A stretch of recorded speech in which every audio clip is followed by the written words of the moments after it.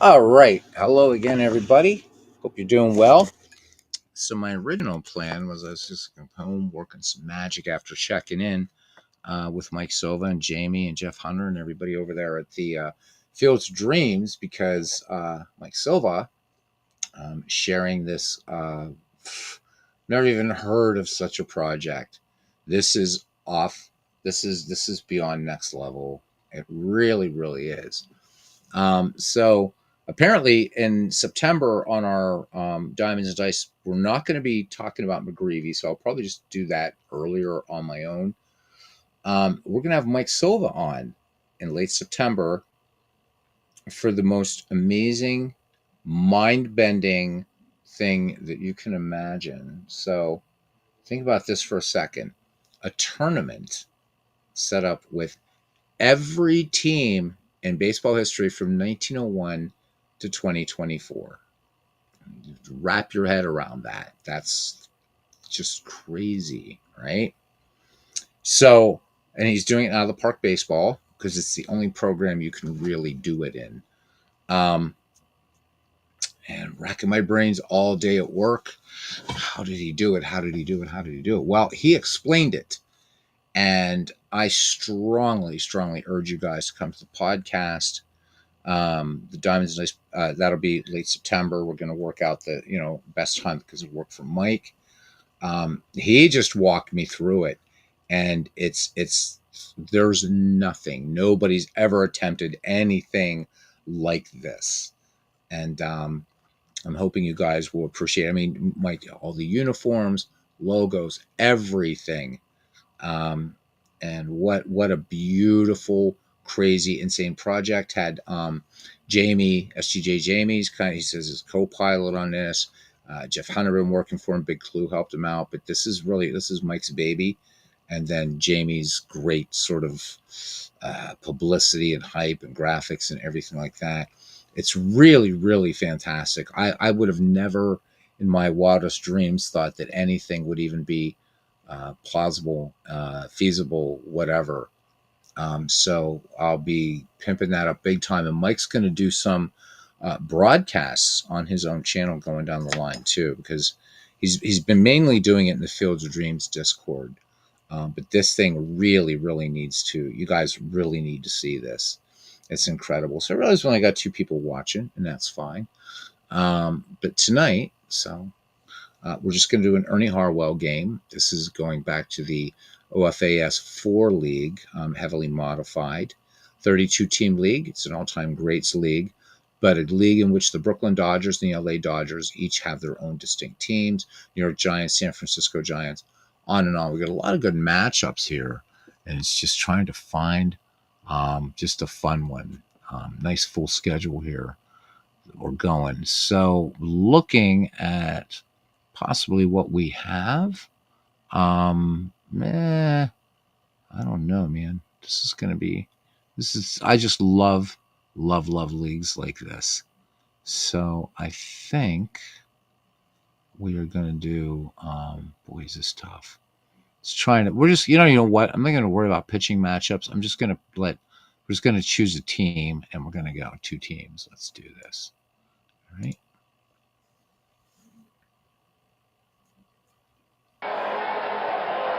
And I've got to fix this for a second here. Oh no, I'm sharing the audio. That's fine. Let's do Orioles and Tigers.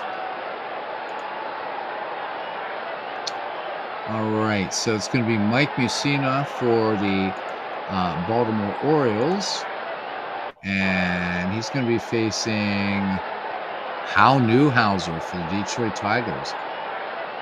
Parallel League, he says, just starting to doze off. Parallel League, this, the nice thing about these broadcasts is they last, man. Get yourself some sleep, enjoy. You can always come back to it tomorrow and stuff like that. But thank you for coming and saying hi. All right, here we go. We are on our way to the ballpark, and let's do it. Orioles, all-time great Baltimore Orioles against the Detroit Tigers. Ace Field 07. Audio crowd's a tad loud. Yeah, I'll fix it. I like a loud crowd, but let me cut my volume down here on the desktop a little bit. That should help. So how you doing? So H Field, man, before I get into this, you're a big player in out of the park baseball. Have you heard of Mike Silva's project? I just saw the guts of it, man, and the glorious. Oh my God! Every team in Major League Baseball history is in this tournament in out of the park baseball. Every team from 1901 to 2024. I'll turn down the crowd here in a minute. So let's go. And we'll talk more about that. Let's do announcer and sounds, and let's bring the crowd down a little bit.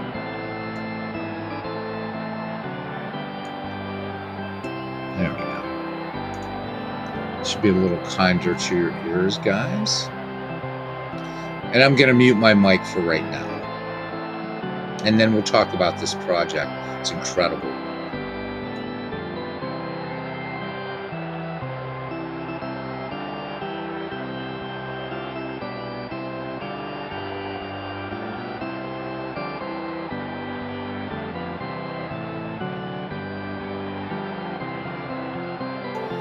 You're very welcome, David, and welcome in Modern Relic. I'm going to talk a little bit about Mike's project here as we go through this game. My mind is still blown. All right, turn it over to Ernie, and here we go.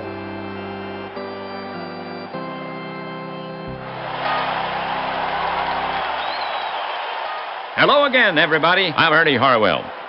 And welcome to Detroit Tigers Baseball. Here on WAPBA, you always have a front row seat. We're coming to you from out here at the park where the Tigers will host the visiting Baltimore Orioles. Overall, they now stand at 0-3. This is the first game in this four-game series. Welcome in. The Tigers take the field here in the first. Defensively for Detroit, Greenberg at first base, Gehringer at second, Keene the shortstop, Kell at third. And the outfield. In left is Heilman. In center, Cobb. And over in right, Kaline. Freehand is behind the plate and on the mound for the Tigers. The left-hander, Newhouser. This is Newhouser's first start of the season. No record yet. Hal has worked 2 1/3. His ERA at 3.86. A strikeout artist. He will be facing Orioles starter, right-hander Messina. So settle in. We're ready to start this game.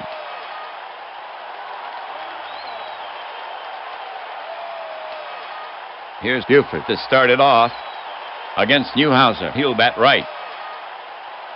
A dependable hitter. So far at the plate, 1 for 9. Buford now ready. Newhouser poised. To the plate. Misses the strike zone. Buford tabbles to first. That was Buford's first walk of the season. Singleton is up next. He is dangerous to date. 6 hits in 12 trips. 2 homers, 5 RBI. Buford can fly at first. Freehand ready to receive. Newhouser comes to the plate. Hit to Heilman in deep left. He's chasing it down. He's at the warning track. And he makes the catch. 1 away. Buford gets back to first.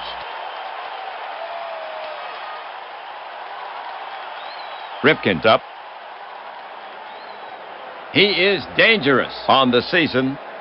1 for 9. All right, so quick intro to Mike Silva's project in Out of the Park Baseball 26. There literally has been nothing like this ever before. So it's a tournament, but it's like tons of March Madness types of tournaments, I guess is the best way that Mike described it. Every team in Major League Baseball history from 1901 to 2024 in this absolutely gargantuan tournament. Mike showed me the spreadsheet. He's going to be sharing it with me, which is really cool.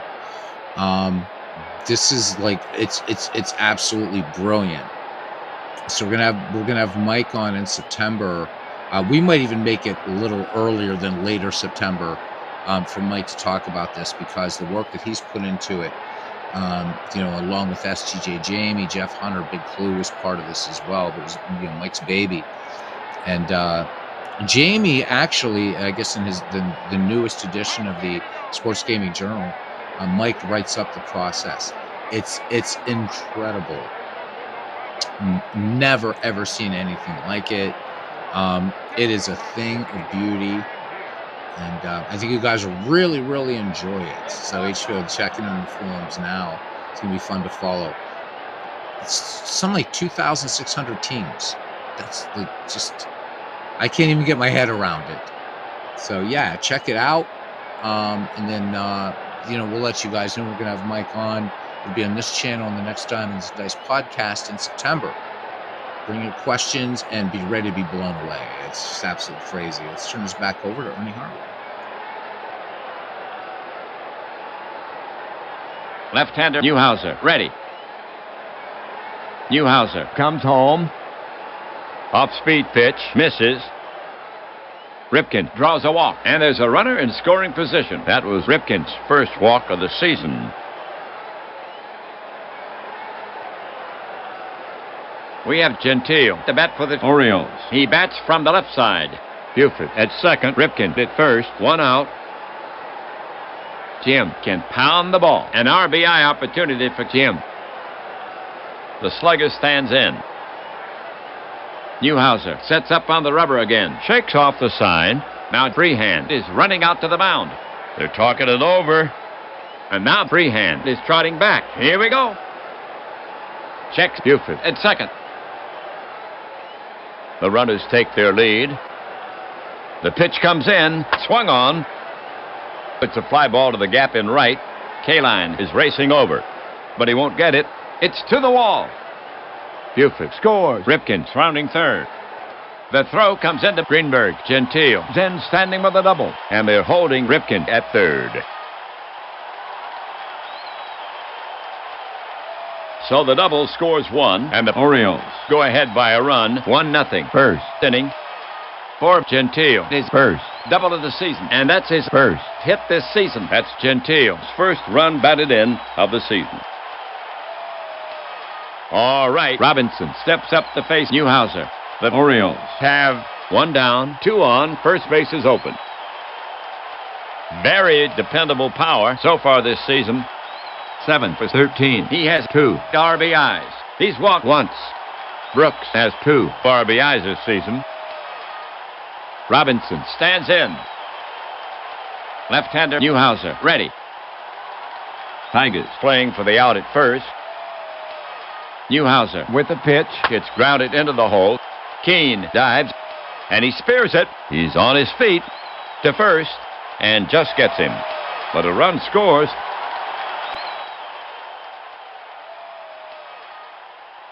It's now 2-0 ball game. That gives Robinson 3 RBI on the season. Gritch now walks out to bat. 2 down. Gentile at third for Baltimore. A dependable hitter. This is his second game. To date, he is 0 for 3. He's walked once. Gritch stands in. So I hear you, Modern Relic. One of the cool things you can do too with like ChatGPT or Claude Sonnet, a lot of these different ones, is you can put in a box score. Yep, and with copycat voices, you put a box score and say, okay, now tell me the story of this game, and it will do it. It's just the applications that could be a show on its own. The applications of AI. In fact, what you're looking at here, this game was AI before AI was a thing. It's the first game with a reactive crowd, a smart crowd. It knows, when it's a close game, when there's a no going, whatever. You can see Ernie Harwell tracking stats, everything like that. You can set the announcer to be home field, visiting, neutral. So, and in a lot of ways, this game, there's not anything that's really caught up to it in that respect. It's not just the Ernie Harwell thing, but it's actually a very, very deep baseball game in its own right. But yeah, the AI thing, if you're a hobbyist, your baseball game, there's a billion things you can do with AI. And it's a lot of fun. And I'll say, as an artist, I have no trouble at all with AI, and as a musician. The one thing AI can't do is magic. It can't, like, because I thought one night, okay, I'm going to see whether this can come up with an advanced routine for dead cutting to the aces in a shuffled deck, which is one of the things that I do. But I said, give me a method for dead cutting to the aces in a shuffled deck, and it couldn't do it. But partially that's because of Magic's kind of secrecy type thing, and so the methods it came up with weren't very good. But for music, for images, for analysis, it's incredible. I've been thinking some night about just doing a show just on a great application I have that kind of is a sort of kind of like a putting together, if you want, aggregation of all kinds of sort of great AI resources. So yeah, it's good stuff. So that yeah, it does. Yeah, it does have a primitive text-to-speech feature, which is still going on. Parallel League, I don't know what is the fuss about Allen Iverson. I have no idea.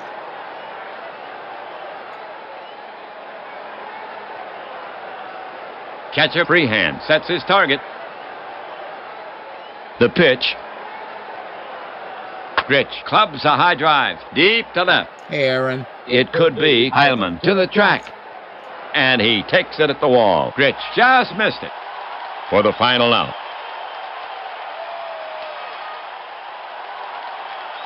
The half for the Orioles. 2 runs, 1 hit, no errors. They leave 1. And they go ahead in the game. Orioles 2, Tigers coming up. For the Orioles. Overall, they now stand at 1 and 2. On the league leaderboards, they enter this game tied for first in batting at 266, third in home runs with 4, third in slugging, fourth in steals with no, fourth in on-base percentage.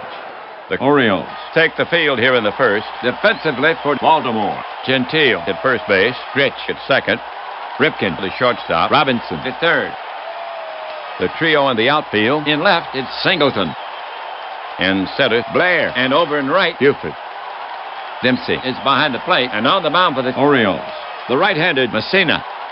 He can get that big strikeout for you when you need it. Here's Keene to start it off. Pretty good with a stick on the year. 3 for 14. He has 2 RBIs. Okay, I get it now. AI. Thank you, D. Scott. My brain is like tonight. So Modern Relic, I'm a singer and a keyboard player. So although with the long hair and stuff like that, people say, I know you're a musician, man. Let me guess, you're a guitar player. It's like those guys get all the glory, guitar players and lead singers. But yeah, so I play keys and sing and all kinds of different genres, write my own stuff. Way back, I had a couple little things I was just jamming around, some ambient music and stuff on this channel. I play rock, blues, Celtic stuff, all kinds of stuff. So that's what I do. I've got a big rack of, hardware synthesizers and virtual studio technology, which allows me to do things like play $250,000 some clavier, 2 keyboards, which started at $250,000, now available virtually. So yeah, that's what I do. Check out the Buffalo Bills schedule release promo, Beatles. It's football, but I will. Okay, I will ease my way into it because if it has something to do with the Beatles, that would be super cool. But you check it out.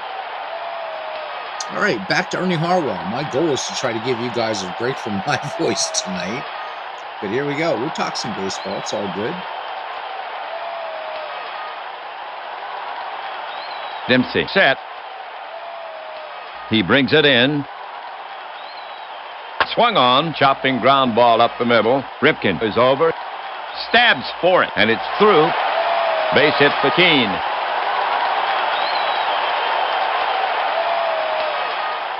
No one out. First inning, one on. Gehringer gets set to bat against Messina, hitting second. A bat to watch. On the year, 4 for 13. He's walked once. Messina now set. Throw to first. He's back. Messina gets the ball back.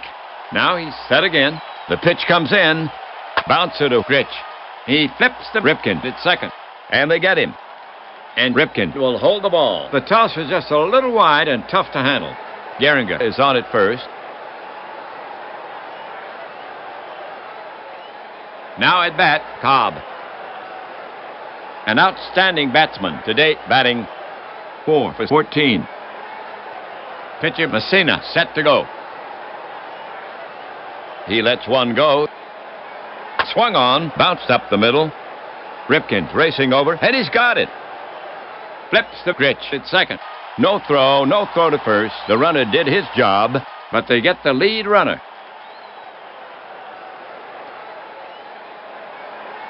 Heilman is the next hitter. Harry can really kill the ball. To date at bat, 2 for 5. He's walked twice. Harry steps up. Messina set. Big hold on the right side. Cobb takes a good lead.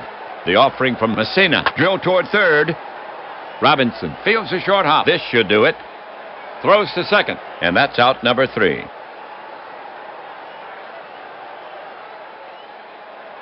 The line for the Tigers. No runs on one hit. They leave one. They had a chance but could not convert. After one, it's still 2-0 Orioles. Newhouser will now face the bottom of the Orioles lineup. Dempsey, Blair, and Messina coming up. To get it going for the Orioles. Here, Dempsey. Dempsey, not a threat for average. This is his 3rd game on the season. 0 for 7.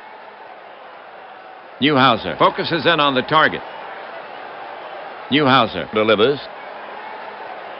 Easy bounce out of Gehringer. He stops it. Flips to first. In time. 1 down.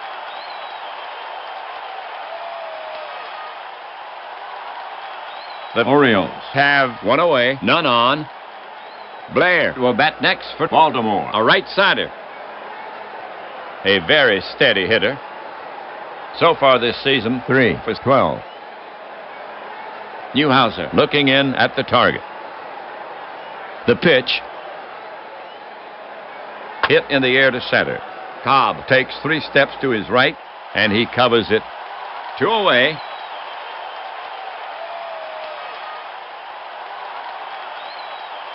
Messina now walks out to bat.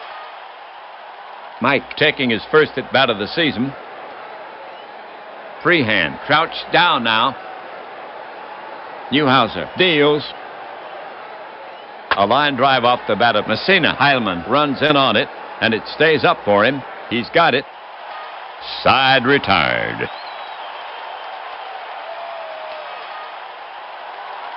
So the Orioles go down 1-2-3. The score is still 2-0 Baltimore as we go to the bottom of the 2nd inning. Greenberg, Kaline, and Kell to bat next. Here's Greenberg to start it off. Hank, a league-leading slugger so far this season. 1 for 10. Now Messina ready. And the pitch. Grounded to the right side. Gentile knocks it down. He's up with it. He flips to Messina covering for the out.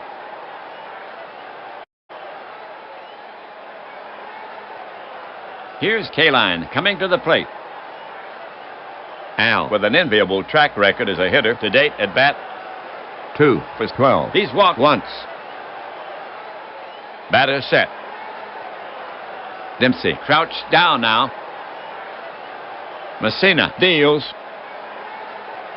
Breaking ball. Ball 4. And Kaline trots down to first.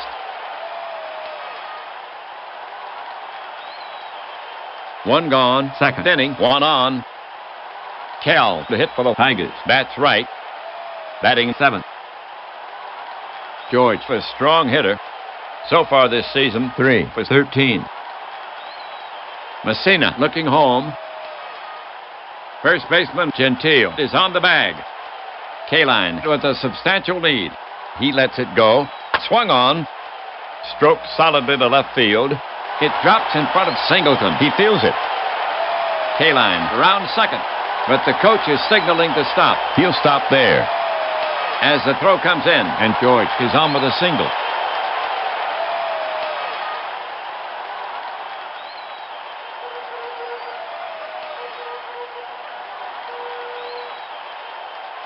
Freehand up the bat. Runners at first and second. One down. Down by 2. He gets his share of hits. To date at bat 1 for 5. Freehand in the box. Messina put on the rubber. Checks Kaline at second. The runners take their lead. Pitcher steps off. Now Messina is set again. Now Messina pitches. Ripped hard to straightaway center. Blair racing in. He dives for it. And it bounces off his chest. He keeps it in front of him. Kaline is around third. Kell is around second. They're waving Kaline in. Kell is headed for third. Kaline will score as the throw comes into pitch. And Kell gets into third.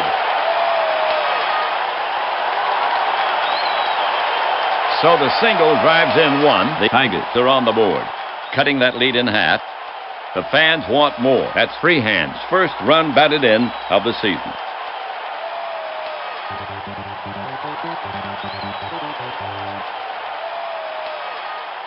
The Tigers have 1 gone, 2 on, first and third. Down by 1. The bottom of the second inning. Pitcher Newhouser to hit. Hal taking his first at bat of the season. Messina sets up on the rubber again. Messina prepares to come home. Infield playing in a few paces. Kell takes his lead at third. The pitch to Newhouser. Grounded sharply to third. Robinson is over. Picks it up. Goes to first. And gets him. But the run scores. And Freehand moves to second. And the Tigers have tied this game. That's Newhouser's first run batted in of the season. Keene, the hit for the Tigers. Bats right. Freehand standing out at second. 2 down. Messina focuses in on the target. Freehand at second takes a big lead. We'll be looking Messina for you, with Modern a pitch. Relic. Grounded hard to short. Ripken fields it. Over to Gentile at first. And that retires the side. For the Tigers, 2-2-0. They leave 1. They have tied this game. Scores even at 2 runs each into 2. The Tigers will face the top of the order here in the third. Buford, Singleton, and Ripken. Here's Buford to lead it off against Newhouser. He'll bat right. Freehand sets up. Newhouser comes to the plate. Buford sends this ball airmail to left. Heilman lopes for it. Should be easy. And he makes the catch. 1 away.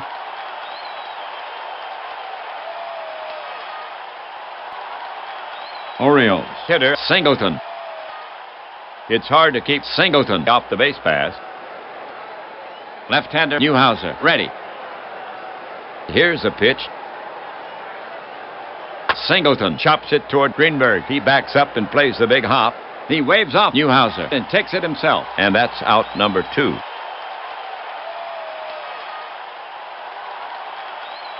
Here's Ripken coming to the plate. Ripken waits. Newhouser poised. The pitch. Breaking ball, cut on. And missed. Ripken goes down swinging. Side retired.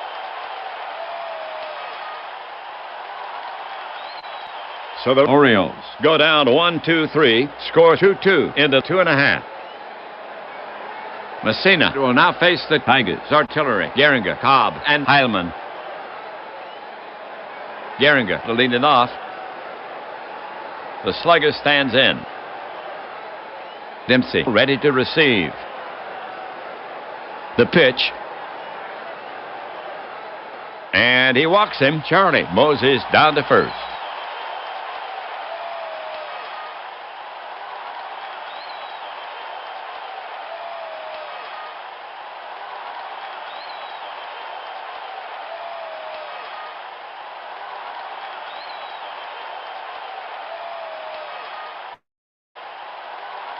All right, Cobb now walks out to bat.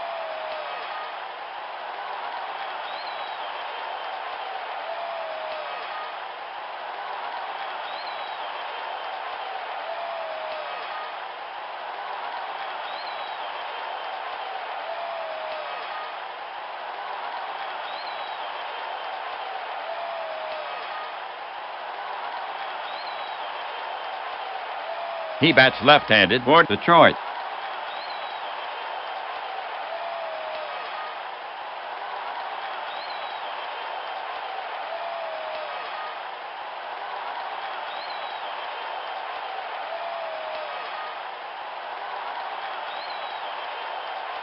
No outs. Runner on first.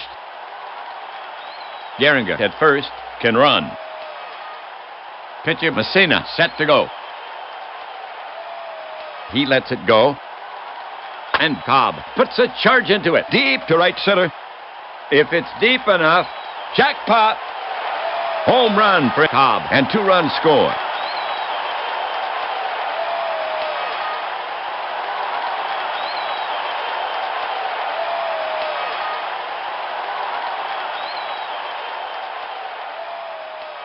So Cobb has his first homer of the season. The Tigers add 2 more runs.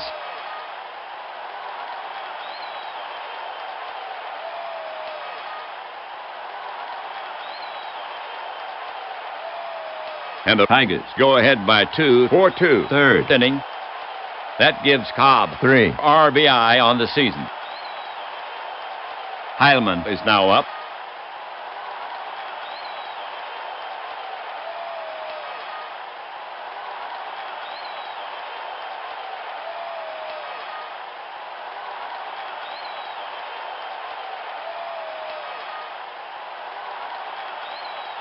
Batter ready. Dempsey sets up.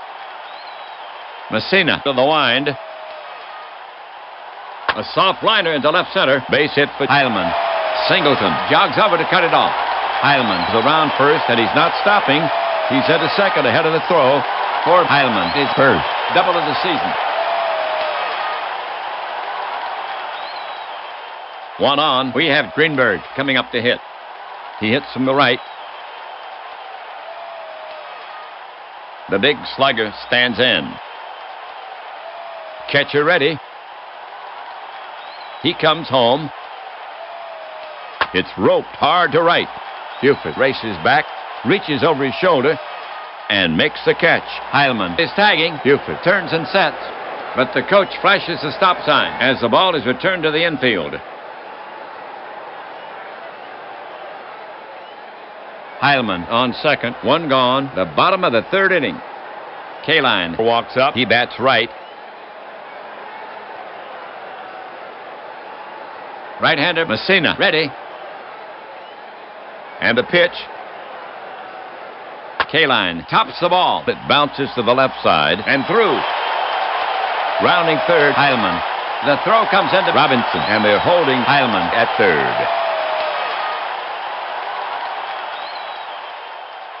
Kell gets set to bat against Messina. Tigers with Heilman on third, Kaline on first, 1 away. He rarely strikes out. Catcher ready. Infielders back. The runners take their lead. Throw over to first. Kaline back standing. Messina gets the ball back. Now he's set again. Throw to first. He's back. Now Messina is back on the rubber. Here's the pitch. High fly ball to right. Buford going back. He waits on it and hauls it in. Heilman is tagging. They're waving Heilman in. Here comes the throw. And he's just safe under the tag. Kell picks up a sac fly and an RBI. Kaline retreats and holds first. And the Tigers now lead 5-2. That's Kell's first run batted in of the season. Next up, Detroit hitter Freehand. Freehand in the box. And here comes Orioles manager McCoy. He's asking Messina for the ball. Coming in to relieve Messina is Miller, the right-hander. So Messina is yanked early. He goes only 2 2/3. He yielded 5 runs so far on 6 hits. A homer. Walk 2. He's responsible for the runner. He can only lose it. The right-hander, Miller, enters this game with a 0 ERA. This is his second appearance. He's worked 1 inning. He's looking for 1 out. Miller is finished with his warm-up pitches. The umpire is brushing off the plate. We're ready to go. Right-hander Miller ready. Now he comes home with it. Pop foul behind first. Gentile's back. He's circling under it. Gritch is over. He stabs out for it, and he drops it. Gritch picks up an error. That was Gentile's ball all the way. That turns it out into a strike. Freehand ready to take on Miller again. Miller poised. Quick move to the plate. Freehand lofts an air ball to left. Singleton and Blair range over. Singleton says he'll take it, and just barely does. A little snow cone in his glove for the final out.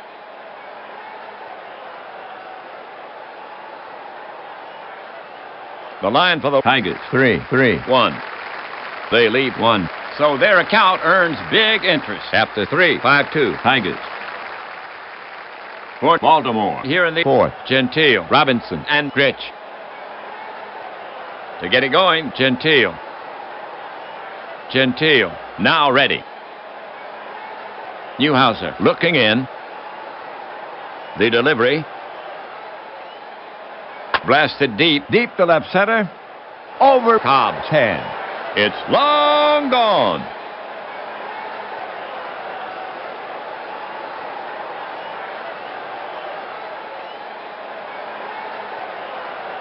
So they collect the solo homer, his first home run of the season, and the Orioles get 1 back. They are within 2. Score 5-3. That gives Gentile 2 RBI on the season. Here's Robinson. No outs, a run in. The slugger stands in. Freehand sets up. The pitch. Fly ball right field. Kaline is there, and he makes the catch. 1 down.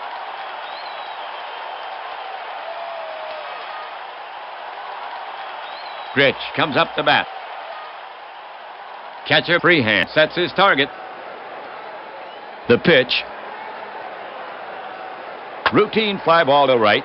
Kaline is there. He waits on it. Lowers the glove and makes the catch. 2 away.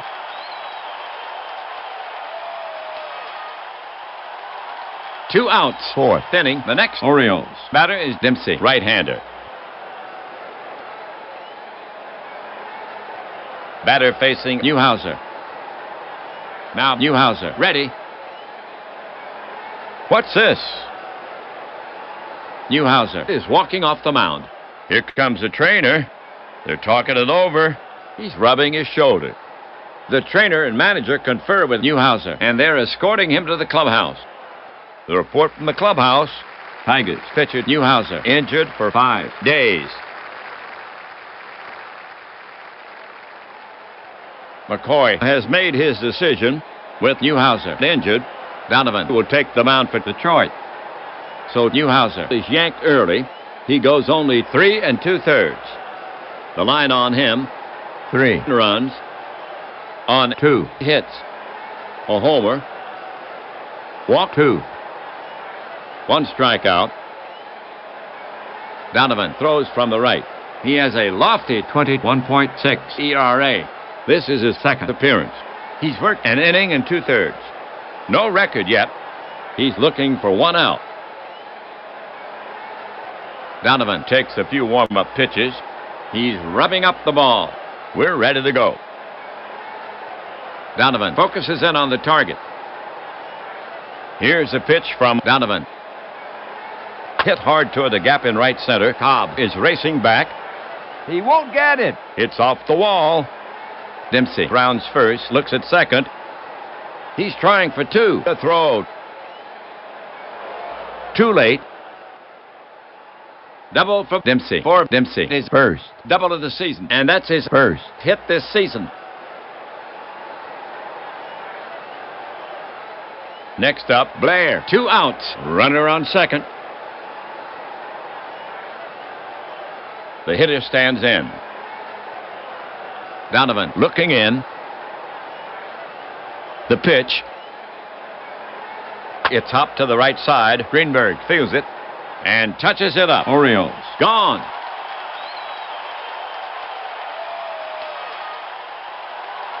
That'll do it for Baltimore. A run on 2 hits. No errors. 1 left. They score, but still trailed by 2. Tigers ahead 5-3. We go to the bottom of the 4th inning. For Detroit here in the 4th. Donovan, Keene, and Gehringer. Donovan leading it off. Wild Bill taking his first at bat of the season. Wild Bill waits. Miller staring in, ready to work. Miller over the offering. Batted hard on the ground toward right. Diving stop by Gritch. Throws. And he makes the play to first. Donovan is robbed of a base hit on a great play by Gritch. 1 away.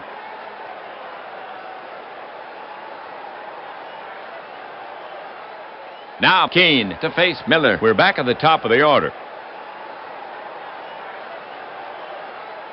Keene now ready. Dempsey sets up. The pitch. He goes the other way. Down the line. It's playable. Buford got a good jump. He stabs for it. And he's got it. 2 down.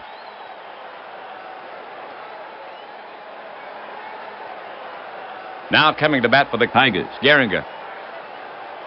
Batter ready. Miller gets set to work on him. The pitch comes in. Swung on. Lined a shot to center. Blair runs straight back. He got a quick start. Turns and reaches and brings it down. He made that look easy. That's 3 away.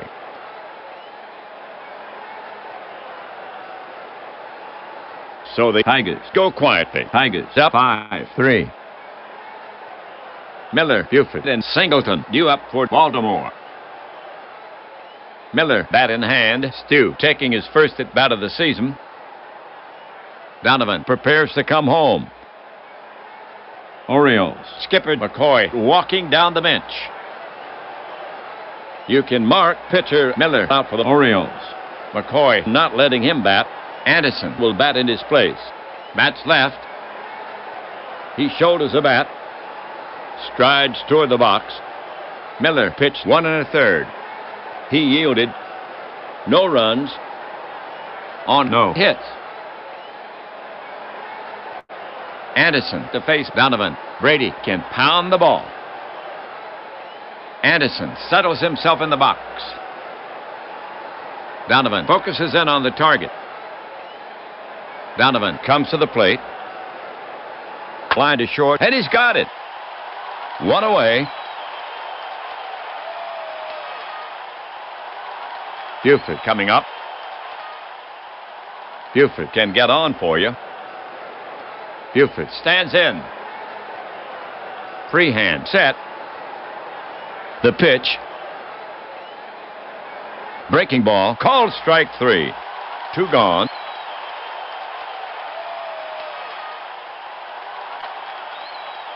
Singleton up there. Singleton has done nothing in 2 trips. Singleton now ready. Donovan staring in, ready to work. The pitch. Breaking ball, cut on. And missed. Singleton goes down swinging. Side retired.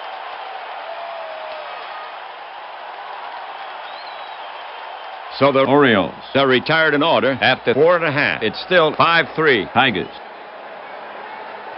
Baltimore will now face the heart of the Tigers lineup. Cobb, Heilman, and Greenberg coming up. Martinez is coming on to pitch for the Orioles. Martinez comes from the left side. ERA a stingy 0. This is his 2nd appearance. He's worked 1 inning. To get it going for the Tigers here, Cobb. Martinez is finished with his warm-up pitches. The umpire is brushing off the plate. We're ready to go. Left-hander Martinez ready. Martinez into the wind. Cobb skies it to center. Should be easy. Blair roams over for it and records the putout. 1 away.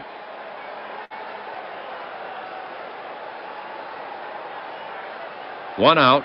Heilman comes out to face Martinez. Bats right. Awesome power. The Tigers are looking to cushion their lead. Harry waits. Now Martinez ready. Martinez brings it home. Ball 4, and Martinez dishes a free pass. Greenberg the hit for Detroit. Runner on first, 1 away. A showstopper. Tigers would like a little insurance. Heilman at first not known for his speed. Dempsey ready to receive. The pitch. Greenberg drives one down the left field line. It's deep enough if it's fair, and it's long gone. Home run for Greenberg, and 2-run score.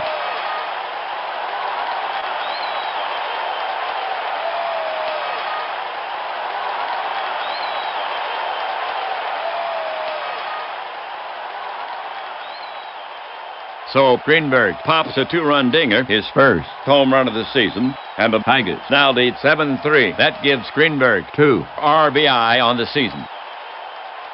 Next batter, Kaline. Al, a feared slugger. Kaline waits. Left-hander Martinez ready. He lets one go. Up the chimney, a towering pop-up in foul ground. Dempsey near the dugout. And he gloves it for the out. For out number 2.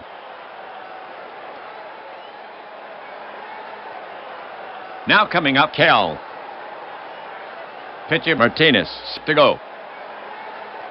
Martinez comes to him. It's grounded into the hole. Scooped by Ripken. Thrown on to first. It's in the dirt. But they get him. Gentile digs it out for the 3rd out.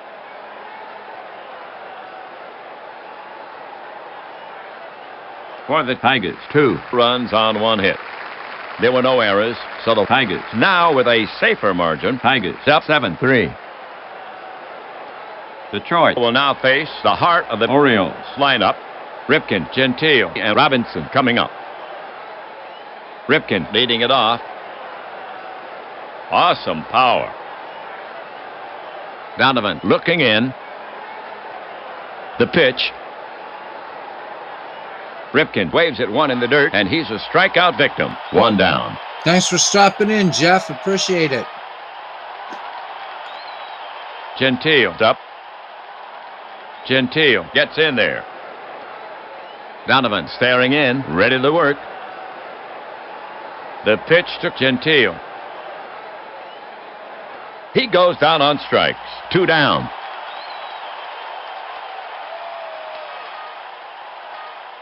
Orioles hitter Robinson. Donovan ready. Donovan deals. Base hit center field. Cobb gloves it. Robinson takes a big turn around first and holds. So he's on with a single. Orioles hitter Gritch. Freehand sets up. He delivers. Over but low, and Gritch takes first.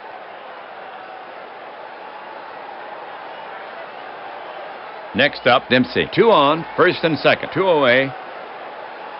Rick is not a slugger. He already has a double in this game. He stands in. Right-hander Donovan ready. Quick move to the plate. A towering fly ball to center. Cobb runs straight back. He's under it, and it pops out of his glove. Robinson will score. Gritch is around third. He's headed for home. Here comes the throw. The slide, safe. The throw was just a bit wide. And Dempsey takes second on the play. And the Orioles get 2 back. They trail by 2, 7-5. For Baltimore, 2 away. Dempsey down at second.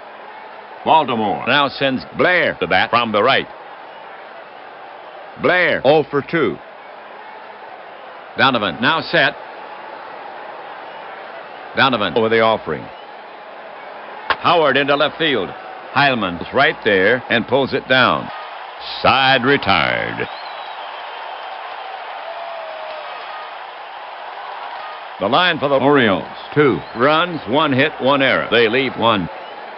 They score, but still trail by 2. Tigers ahead 7-5. We go to the bottom of the 6th inning. Excellent attitude, man. Donovan Excellent and attitude. Freehand leading it off. He has some power. Tigers would like a little insurance. Martinez poised. Martinez now. And he fans him. Freehand is gone. 1 away.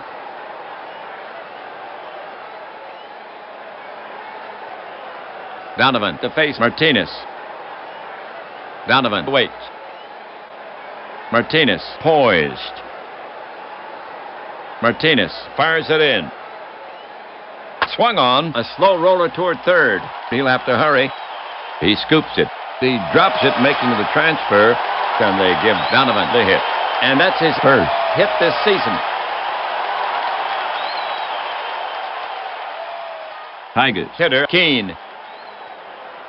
He has some power. An ice wagon at first. Dempsey crouched down now. The pitch. Jams him on the hand. It rolls slowly toward short. Ripken charges in. Picks it up. Wings it to Gentile. Not in time. And Keene picks up a scratch base hit. Second safety for Keene. 1 away. 6th inning. 2 on. We have Gehringer coming up to hit. He bats left. Gehringer is a real slugger. So, yeah, I love it, Parallel League. Just every once in a while, it's fun to do these late night things. Jeff, thanks for coming in, fam. Absolutely. So, just editorial comment on this game. You guys have already worked it out, of course. There's no finesse at all in this one. This is just straight out rollicking baseball here on Baseball for Windows. Good stuff. So, hit snooze a few times tomorrow. We have an early meeting. Uh-oh. Because you got to... So, early meeting call. Hit mute so they don't hear me snoring. All right, so disclaimer, these three are not responsible for anybody getting called out on snoring in meetings. So there's my disclaimer. All right, let's get back to Ernie. What a crazy game this one is. Martinez focuses in on the target. The delivery from Martinez. On the ground to deep short. Ripken can't get there. It's through for a base hit. Singleton running in. Still coming. Donovan is around third. Keene is around second.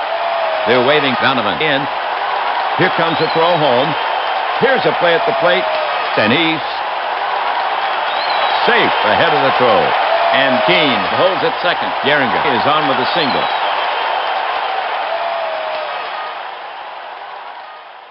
So Gehringer with a ribby single, and the Tigers now lead 8-5. That's Gehringer's first run batted in of the season for Detroit.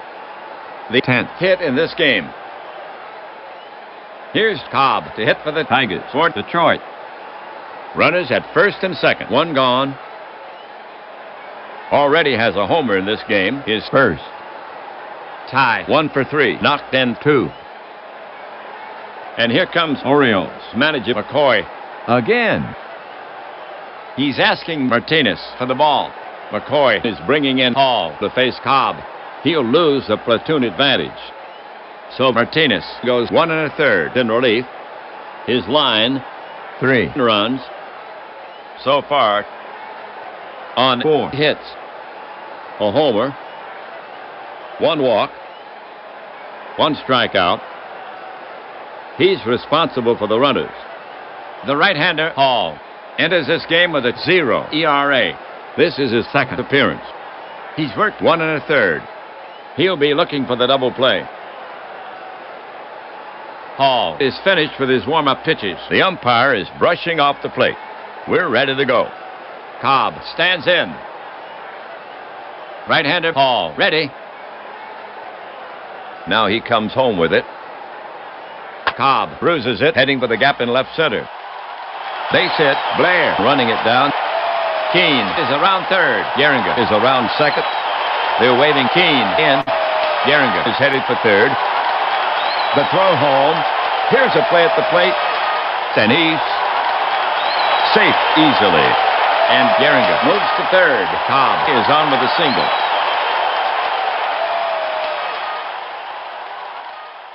So Cobb with a ribby single. It's now 9-5 ball game. That gives Cobb 4 RBI on the season. Now coming up, Heilman. Heilman in 3 appearances, 1 hit, 1 free pass, and he scored twice. Pitcher Hall set to go. Infield back at double play depth. Hall deals way off the plate. That'll be ball 4, and a free pass for Heilman. That will load him up.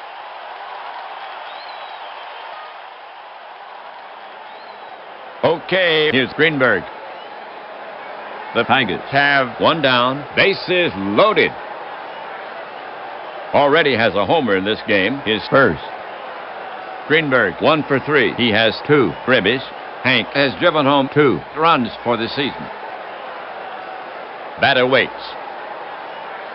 Pitcher Hall. I'm Greenberg. Now he's ready. Orioles playing for the double play. Hall to the wind. Popped high to the left side.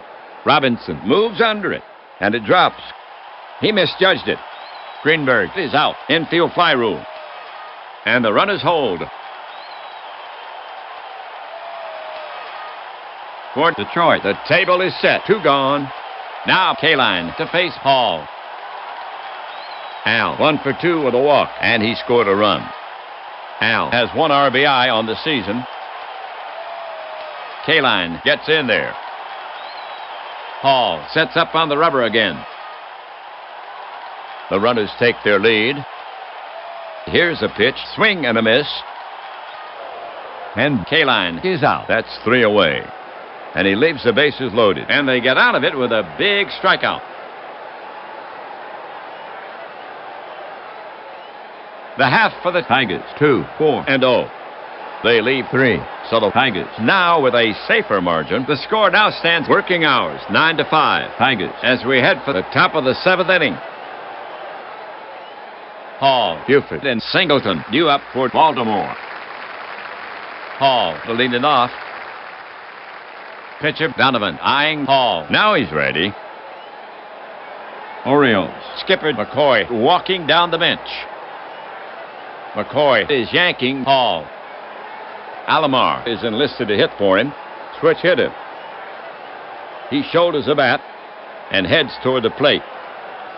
Hall pitched 2/3 of an inning. He leaves with no runs on 1 hit. Alomar to lead it off. Alomar steadies his bat. Donovan poised. The pitch. Donovan misses. Ball 4. Alomar will go to first. That was Alomar's first walk of the season.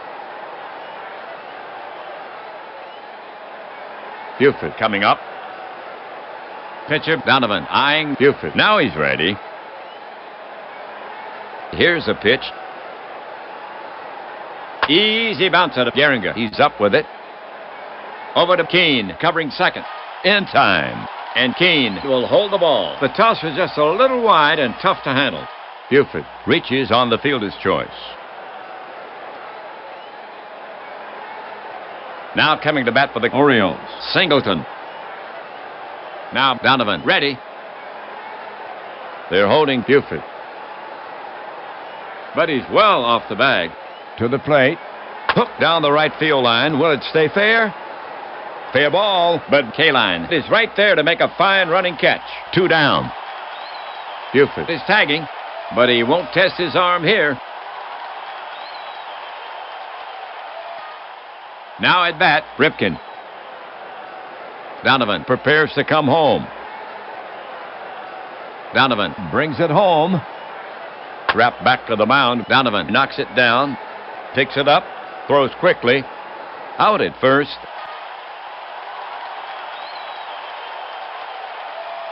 For the Orioles. 0-0-0. They leave one. They had a chance but could not convert. The score still 9-5. Tigers leading.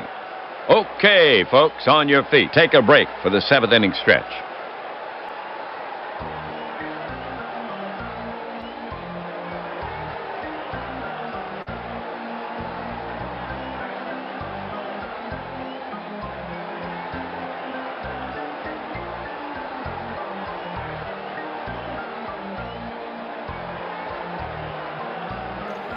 So it's really quickly going to be doing a bunch of baseball on Labor Day evening. So guys feel like hanging out, do some baseball on Labor Day on this channel. Let you know more. The Tigers will send out the bottom of the lineup. Cal, Freehand, and Donovan.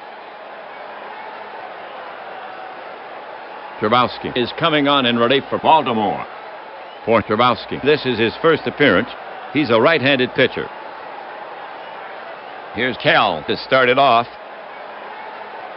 Cal, a power hitter.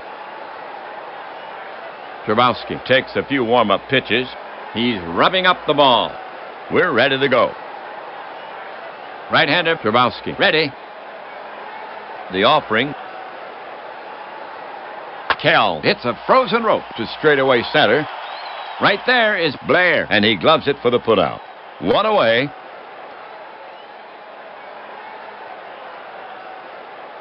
Here comes Freehand to take his cuts.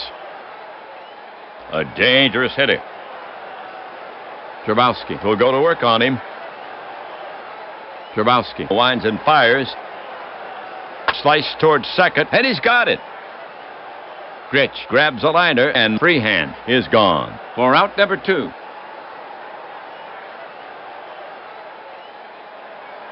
Donovan coming up. Dempsey sets up. The pitch. Swing and a miss. Donovan goes down on strikes. Side retired.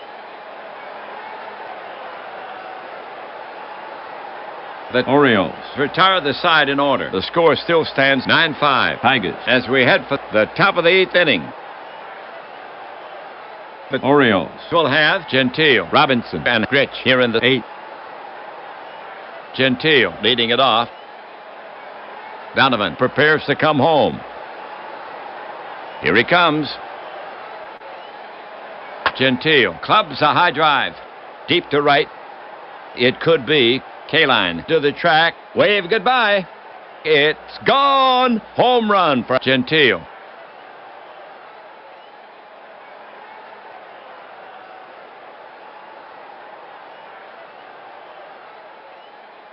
So they collect the solo homer, his second home run of the game. And the Orioles get another one back. Score 9-6. That gives Gentile 3 RBI on the season. No outs, a run in. Robinson, the hit. Orioles need to put men on base now. Robinson has patience. Robinson gets in there. And here comes Tigers manager McCoy. Again. He's asking Donovan for the ball. Taking the mound for the Tigers is Trucks, the right-hander. So Donovan goes 3 1/3 in relief. The game for Donovan. 3 runs. 1 earned. On 3 hits. A homer. 2 walks. He struck out 4. Trucks throws from the right. He has a lofty 9 ERA. This is his second appearance. He's worked 1 inning. No record yet. It's his game to save. Trucks is finished with his warm-up pitches. The umpire is brushing off the plate. We're ready to go. The slugger stands in. Trucks poised. The offering. Robinson beats it into the dirt. A Baltimore chop in front of the plate. Freehand waits for it. Rifles the throw to first. And the ump thumbs Robinson out. And that's out number 1.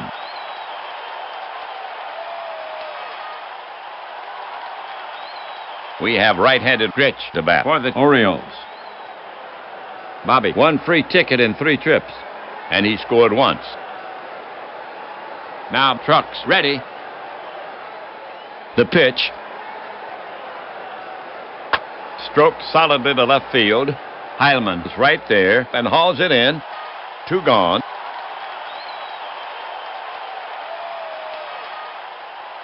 Two outs. 8th inning. Dempsey comes out to face Trucks. Bats right. Dempsey 1 for 3. On deck, Blair with a bat in hand, followed by Trabowski. Dempsey waits. Trucks looking home. Here's a pitch. Dempsey drives one down the left field line. Into the corner. Heilman plays the carom. He can't find a handle. Dempsey's heading for third. Here's the throw. Safe under the sweeping tag. Score that a double.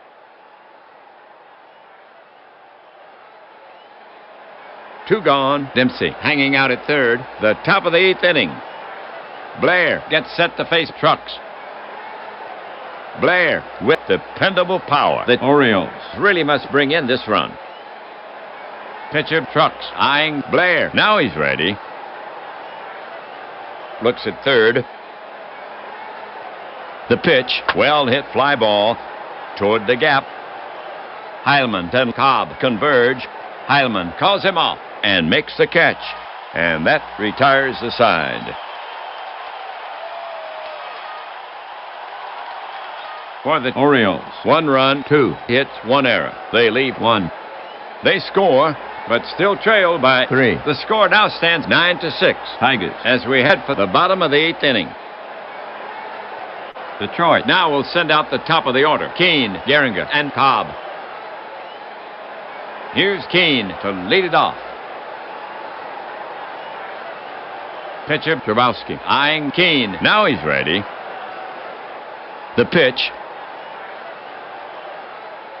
Grounded to short. Ripken charges. Takes it on the short hop. Throws quickly. Out at first, and there's 1 away.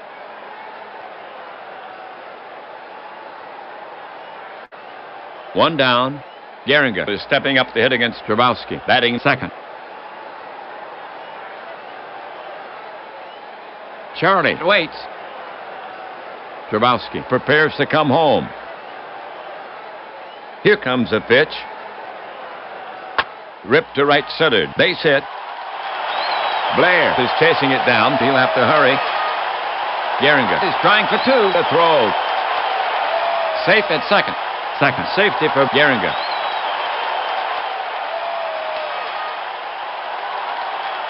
Cobb walks up. He bats left. Gehringer standing out at second. 1 down. Already has a homer in this game. His first. Ty has been up 4 times with 2 hits. 3 ribbies. Trabowski looking in. Trabowski with the pitch. Cobb pops a little fly. Back of second. Blair coming on, and makes the catch in front of Ripken. Gehringer held up, and now he tags, but the coach flashes the stop sign as the ball is returned to the infield. One on, right-handed hitter Heilman. Gets set to bat against Trabowski. Harry has a hit and 2 walks in 4 tries, and he scored twice. Right-hander Trabowski. Ready. The pitch to Heilman. Stroked solidly to left field. Base hit. Singleton is racing to the line. Still after it. He's there. Gehringer is well around third. They're waving Gehringer in. Here comes a throw home. Here's a play at the plate. And he's safe easily. Heilman holds it first for the single. So the single drives in 1, and Detroit increases its lead. This ball game now 10-6. That's Heilman's first run batted in of the season. Greenberg, bat in hand. The big slugger stands in. Hey, welcome in there, Flip. Yeah, so the crowd thing has always been really tricky in baseball for Windows. Just trying to find that right balance. Hope you're doing well tonight. Let me see if I can bring it down a little bit more. It's damn near off already. But, in fact, it is. Let's see if we can bring the stadium down a little bit. Just a little bit. Yeah, it's got a bit of a loud crowd, that's for sure. So yeah, you know, and the thing about it, Modern Relic, and I've been saying this quite a lot, is I really think that so I'm not sure, because I've never ever used the text-to-speech in it. I don't use it in Action PC or any games that have it. This game's kind of spoiled me for that. But I would say this, that the smart money is I really think is going to be an out-of-the-park baseball to actually put together. And I mean, they'll use AI to do it, obviously, and with programs out there, you know, things like 11 Labs and all that, a bunch of other things. I see them, not next season certainly, but I would say within 5 years, 3 to 5 years, you're going to see something like that in out-of-the-park baseball. And that will be amazing because, you know, I mean, you have games like MLB The Show and old-time baseball that have announcing during the game. I think what makes this one really colorful, and the fact that you'll hear Ernie Harwell saying things that, maybe even playing this game for years, and I still hear him, like, it's like new things. It's like, okay, like tonight he said jackpot. First time I ever heard him say jackpot for a home run in that Ty Cobb homer. But I know Marcus Hindson he was still the owner of Out of the Park Developments, had stated that, and this was a few seasons ago, that once AI becomes sort of affordable, feasible, that's something that they definitely want to do. Well, it is now. You know, back when Marcus had talked about that, it was an expensive proposition, but now it's very easy to clone a voice and go with it. In fact, STJ Jamie, for Mike's huge project that we're going to be talking a lot about on broadcast, and we're going to actually have Mike on for a tournament. Again, every team from 1901 to 2024 in this gargantuan tournament. I've never seen anything of such scale attempted in baseball gaming, and it's, when you guys see it, it's beautiful. Yeah, why Out of the Park might have eliminated that, I don't know. I get to beta test the game every year, but that's not something that really comes up a lot. So very, very quickly, because we're nearing the end of this crazy game, and it is Modern Relic, you're absolutely right, it's nuts. And by the way, as far as virtual jamming, there's a way we can do it, man, so we'll talk about that. Not tonight, but we will talk about that. So dust off the guitar, and I'll get the keyboards ready, and let's make some music, man. So what I'm planning on doing on Labor Day is not what I do on Super Bowl Sunday, which is a marathon. I'm not going to do that. Play-by-plays out of the park's big weakness. Yeah, I don't even look at it in out of the park baseball unless there's a weird graphic glitch or something, and I've got to look at it just to see exactly what went on in the field. But yeah, and to sync up play-by-play with on-field action out of the park. Um, if you go in and mess around with the settings, you can get close, but it's not a strong play-by-play. Now, interestingly enough, though, if you go back and you can still get it for free. Out of the Park 8 actually had play-by-play that was, I mean, compared to Diamond Mine Baseball or this, no, but it was pretty good. It was pretty good. So, Flip said, I was surprised pleasantly. Out of the Park has a text-to-speech ability, although a bit primitive in 2025. I agree with you, Flip. Something they definitely need to work on. But I think with a lot of the other additions that they've done to the game, like Player Development Lab 2.0, which is just amazing, and Drive for the Pennant for every major league season from 1901 forward, um, really, really good stuff. But I know people are looking and wanting good announcer and at least good play-by-play in out of the park baseball. So yeah, I would say the best thing on there is go on the out of the park boards, man, and just say we want this, and I think that you have Matt Arnold and Will Bay and all those guys. Marcus Heinsohn still involved in development, even though he sold the company. Um, let's keep on those guys. I would love it. Just very quickly, what I want to do on Labor Day. So anybody that's been a long time part of this family knows that I can't stand American football. I hate it. And that's not a knock at anybody who's a fan. I just think I don't know. But on those days, I tried to do a marathon, and we've been doing that since 2019. But I want to do something this year on Labor Day. So it's going to be kind of broken up more, but it's going to be a day.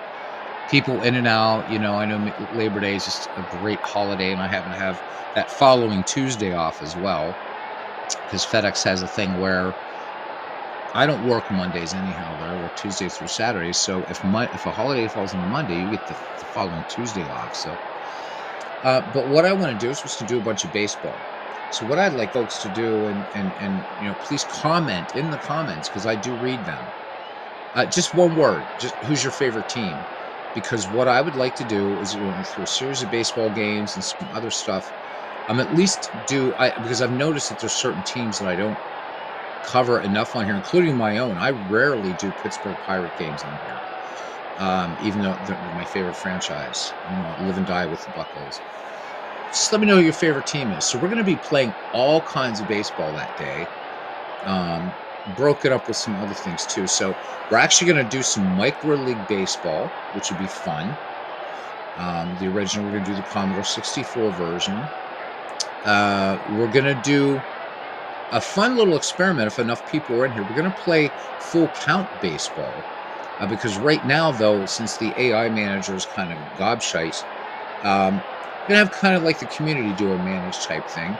We're going to intersperse it with some games from the Internet Archive. So this is where classic baseball on the radio gets their broadcasts. Pretty much, they're all public domain.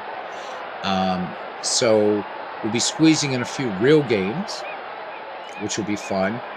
Also, we're going to be doing a couple games, maybe one or two from MLB The Show, but I'm not going to broadcast it. That's something that Legend Sports Universe does.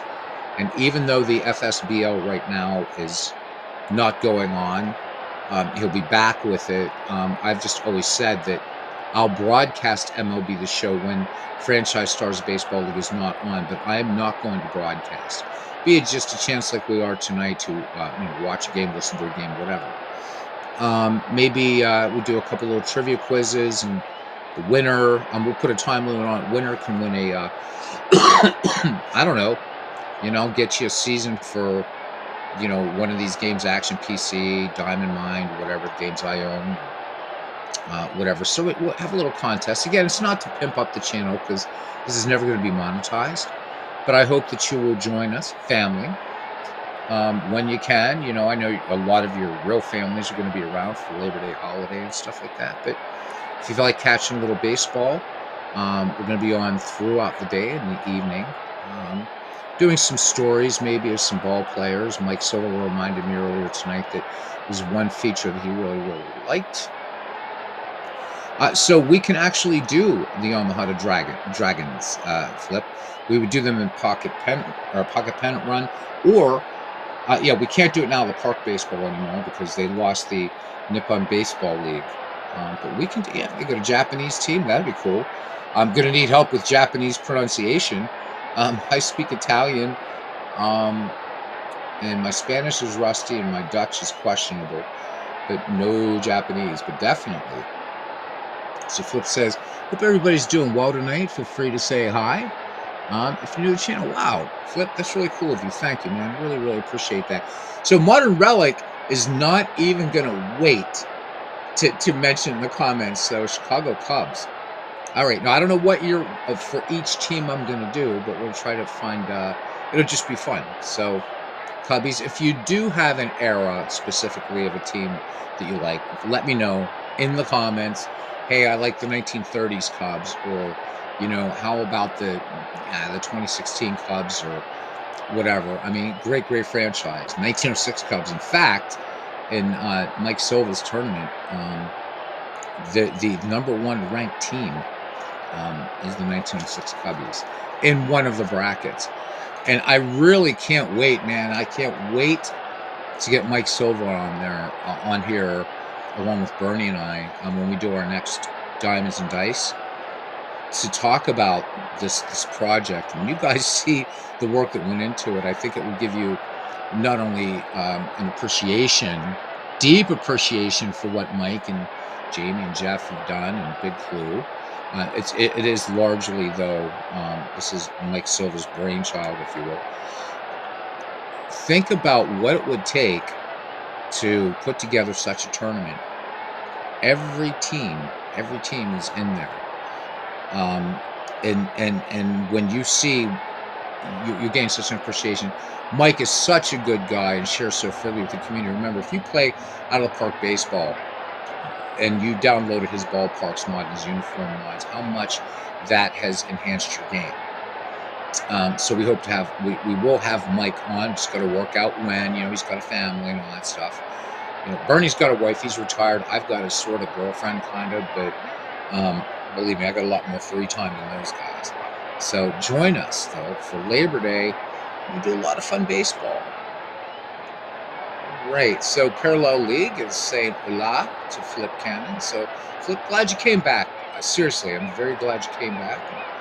And, come back here one more time, man. You get a wrench, man. You get a wrench. So just hopefully we're over last night and everything. Everything's cool. I'm fine. I'm glad you're back in.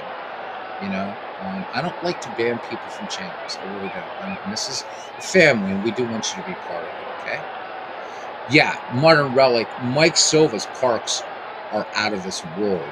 They're amazing. And I've seen people use them in Action PC Baseball and Digital Diamond Baseball. And if I could, parks in this game are really hard to make. But if I could, there's one little part that I'm just not getting right.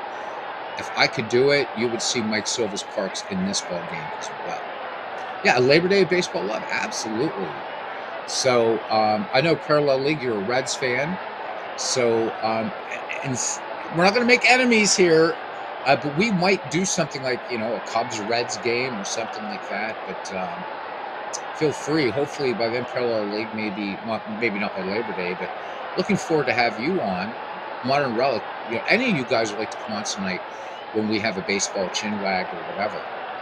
It would be phenomenal to get people on and talk about the projects that you're doing, stuff like that. The other thing that I'm hoping, again, I mentioned, so I'd like to try to go from Micro League Baseball to MLB The Show and Out of the Park, right? The two sexy ones. But we're going to intersperse it with some other games. We're actually going to play a game of Baseball Mogul on here, and even a game of Dombrov Baseball, because Dombrov Baseball is a good game. We're going to play some Pure Sim, whatever. It's just going to be a loose day, have some fun with it. But just let me know who your team is, man. And Pocket Pennant Run that day, provided the release is still in August 31st, is we will begin that sort of continuing project, if you will, of picking a game from baseball history and just kind of letting it play on the screen as we're talking, and talking about the game, why you picked this game, were you there, was this just something, whatever. The reason we're doing that in Pocket Pennant Run is you don't have to install seasons to play any game in History 8. All right. So Parallel League. Okay, so you're gonna see Pirates that day. I know I don't do a lot of Pittsburgh Pirates, but there will be some Pittsburgh Pirates, definitely. And in fact, Reds and Pirates game would be good, as these two were great rivals in the 70s and again in the 90s, but especially the 1970s. So don't be surprised to see some 1970s Reds Pirates lock up. Modern Relic continues. So we'll get back to the game, guys. We're going into the ninth, and of course, as crazy as this game is, it is 10-6, so Royals not out of it yet. But anyhow, Modern Relic says Mike's Parks have made you stop longing for old-time baseball parks. And funny you should mention that, because this is an old-time baseball park that we're looking at. But yeah, definitely. I mean, before Mike's Parks came along, and let's take MLB, the show, out of the equation for a moment, because, I mean, those parks are, of course, beautiful. His parks are astounding, and really on par with the parks that come with Allo Park Baseball. And Mike did all those using Google SketchUp, not knowing that Google SketchUp is actually a pain in the arse to work with. But it just started. Mike does everything big, but he said, yeah, I was just messing around one day, just seeing if I could make a ballpark, and it worked. And then you guys know the rest of it. You know the amount of ballparks. And again, everybody forgets that uniform mod of his, too. That uniform mod's astounding. So, Modern Relics just finished the game. I'll shut up. I told you I was trying to give you guys a break from my voice today. Anyhow. All right, let's get back and let's let Ernie call this one out here. Trabowski set. Here comes the pitch. Half swing, popped up. Ripken is over. He's under it. And he takes it in. For the Tigers, a run on 2 hits. There were no errors. 1 left. They give Trucks an extra run to work with. Tigers over the Orioles, 10-6. And they'll try to protect that lead in the 9th. For Baltimore, here in the 9th, Trabowski, Buford, and Singleton. McCoy makes a switch at shortstop. Trammell comes into the game, replacing Keene. Batter up. Trucks is ready to fire it in. Trucks brings it to the plate. Swung on, hit the Heilman in deep left. He's back. Plenty of room. Takes a couple of steps to his left and brings it in. 1 away.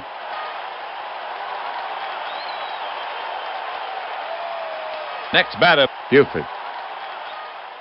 Trucks looking in at the target. The pitch is on the way. Buford dribbles one to the left of the mound. Trucks can't reach it. Trammell charges in, grabs it, and throws in one motion and nips Buford at first. 2 away.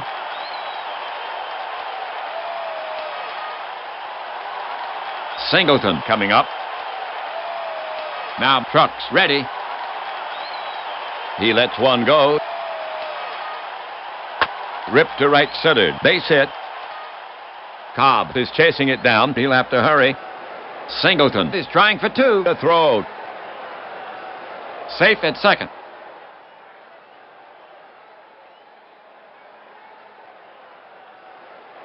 Ripken up there. Right-hander Trucks ready. Trucks rocks and fires. Swung on, lined at Greenberg, and he snags it for the out. Nice play. And that's out number 3 and the game. The Tigers have won it, spurred on by the disciplined leadership of McCoy. They get the 10-6 decision. Here's the line for the Tigers. 10 runs on 13 hits. They committed 2 errors. They lead 7. For the Orioles, 6 runs on 7 hits, 1 misadventure, and they leave 6. Donovan gets the win, his first. His record now 1-0. Messina takes the loss, his first. His record now 0-1. The save goes to Trucks, his first. So the Tigers gain a step for the Tigers. The 3-game losing streak comes to a close for the Tigers. Overall, they now stand at 1-3 for the Orioles. Overall, 1-3. In the next game, they'll go after the Orioles again. Bye for now, everybody. Ernie Harwell and WAPBA leaving you from Detroit. Tigers take this one from the Orioles. 10-6. Modern Relic never apologize. Never apologize. The idea again of this is just about family, and this is about just talking baseball and whatever. So unlike other channels out there, to me, community is first, game is secondary. The game is secondary. So please, man, people talk about, oh, I've derailed the chat and gone off on this. No, man, it's good. It's good. I welcome it. I want this always to be a place. That's why it's never going to be monetized or anything like that. I want this to be a place. And for those of you that are newer to this family, I know there's other YouTube sports gaming community broadcasters that they broadcast other sports, or they'll broadcast the sport that's in season. I don't do that. That's baseball all year round. I've even done baseball on Christmas on here. So if you're a hardcore baseball fan and it's the dead days of January and you're waiting for those magic words, pitchers and catchers report, you always have a baseball home here at least. So anyhow, please do let me know in the comments. Again, I will remember Cubs and Reds, but if you guys wouldn't mind putting them in again, I do follow the comments. And if you have an error, if you have a team that you want to play, we can always do like just a one-off. So, maybe for Modern Relic, it might be the 19. He might want to see the 1932 Chicago Cubs, of course, that great World Series in which Babe Ruth purportedly called it his shot.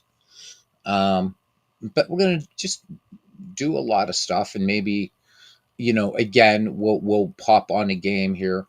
And classic baseball radio on the radio. I don't know if you guys ever come in here. Not trying to steal what you do. I think it would just be fun to pick one of the actual MLB games and just let them play out that day. So as a Pirates fan, you root against Baltimore, as do I. And we came from behind in 2 World Series to beat them. Those were 2 excellent World Series, 71 and 79. The last time we won a world championship, Pittsburgh, 1979. Haven't been to the postseason since 2015. God, it drives me to distraction. So anyhow, that's it. I really hadn't planned on doing baseball tonight. I was going to work on sleight of hand magic. And then Mike got me all fired up with his out of the park project. So I don't know. Tomorrow night, if we do some baseball, we're going to get back to a real lack of bells and whistles. But yet a game that people in the community seem to really, really enjoy. So tomorrow night, depending upon if I'm not terribly tired, we're going to do a Diamond Mine baseball game tomorrow night. So, but as you can see here, we are only in April in this very, very unique Baseball for Windows League that we got going on. Lots of baseball to play. We've got to start round 2 in our Boston.com tournament in out of the park baseball and action PC baseball, the things that we're doing there, the Decades League. So lots of baseball. Lots of baseball. Modern Relic says the Pirates were your nemesis. You were quite young. They were always beating your Cubs. We used to be good. We used to be good. I mean, you gotta say what it is. I am a Pirates fan always and forever, but yeah, we've been kind of stinking up the joint lately. But I don't think it's been our players; it's been our ownership, and it was so great. I think 3 weeks ago, Andrew McCutcheon all but calling Bob Nutting out by name. Yeah, saying, "Look, because there's a good, strong core there in that ball club. We got to do what we can to keep Paul Skeens. I like Brian Hayes, Jack Sawinski, of course, O'Neill Cruz. We got some good players, and Kutch ain't going to last much longer, but he's offering that intangible, that leadership. Um, it's just nothing needs to spend money. How about it? Clemente and Stargell. Yep, you had to deal with them in the 1970s, man. They were, oh my God, too bad Roberto Clemente. What would have been? What would have been? How about it? Parallel League says, I think we drove up to Tiger Stadium about a dozen times, so you tend to root for the Tigers. Fun road trips. Yeah. The only thing about that I used to hate going up to Detroit, because I lived in Toledo for a time before I went back to Europe, is what's that area that you have to go when we were coming up from Toledo, because Mud Hen's a AAA affiliate of Detroit. What is that? The River Rouge area. That was like, I mean, just God, if that's what the apocalypse looks like. But yeah, that Pirates lumber company in the 1970s, they were something. Very proud. I'm still proud to be a Pirate fan, just as I'm sure all. Look, man, you talk about a drought. I mean, here you are, a Cubs fan, and you had to wait till 2016. So there was nobody alive that saw the Cubs the last time they won a world championship. But what I always find interesting is that the White Sox had a pretty damn long drought too. But and you would have thought that would have captured media attention, right? Because the last time the White Sox won the World Series was 1917. And then, of course, but everybody thinks about the 1919 Black Sox, and what have you. But it seemed like that drought from 1917 until 2005 was just largely, yep. Everybody talked about the Red Sox and the Cubs, but the White Sox just didn't get any love, man, that whole year. It's like they're going to go to the World Series, and then they win the World Series the first time since 1917. Just didn't have the same rumble. But again, I got to be careful here with the Cubs fan, because I know the rivalry. Now, that being said, the new Pope, right? So Pope Leo the 14th is a White Sox fan. So who knows? Of course, after last season, I think just about any deity, they'll take help from any deity, right? Joining the dubious company of the 1962 Mets, and oh my God, the 28 Phillies, and on and on and on. So yeah, you do. Yeah, you do. Yep. Gotta love that 1960 team. So that was a crazy World Series, and actually the Yankees outscored them, and but that ninth game was nuts. I had a great aunt that was at that game, and she said everybody was hoarse. But you got to partially thank the hard infield of Forbes Field, because that ball doesn't hit Tony Kubek in the throat. Series over.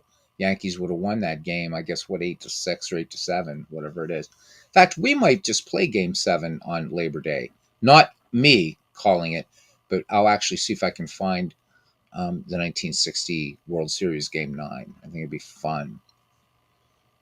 Yeah, they did. The Yankees, I think it was. I think parallelly, you're right. I think that the Yankees had the double the number of runs in that series, but the Pirates just, again, that hop, because Forbes Field apparently had just this crazy hard infield, and this thing comes up and hits Kubek in the throat, and the rest is history. How about it? Um, One of the most iconic home runs ever. I mean, some people have argued that's what got Maz into the Hall of Fame. Who knows? Made Mickey cry. It did. And you know what, Parallel League? I'm sure you're aware of this. That's even mentioned in the movie A Bronx Tale. If you've ever seen the movie, Calogero says that. He said, make the Mick cry. He made the Mickey cry. Yeah. And so if you have never seen the movie, it's a great movie anyhow. But yeah, the Yankees, that whole thing, how people were living and dying with the Yankees. But yep, made them cry. And then but yeah, what a World Series. And I mean, The Pirates went into that one underdogs. And then what did the Yankees do the next year to the Reds? Ouch.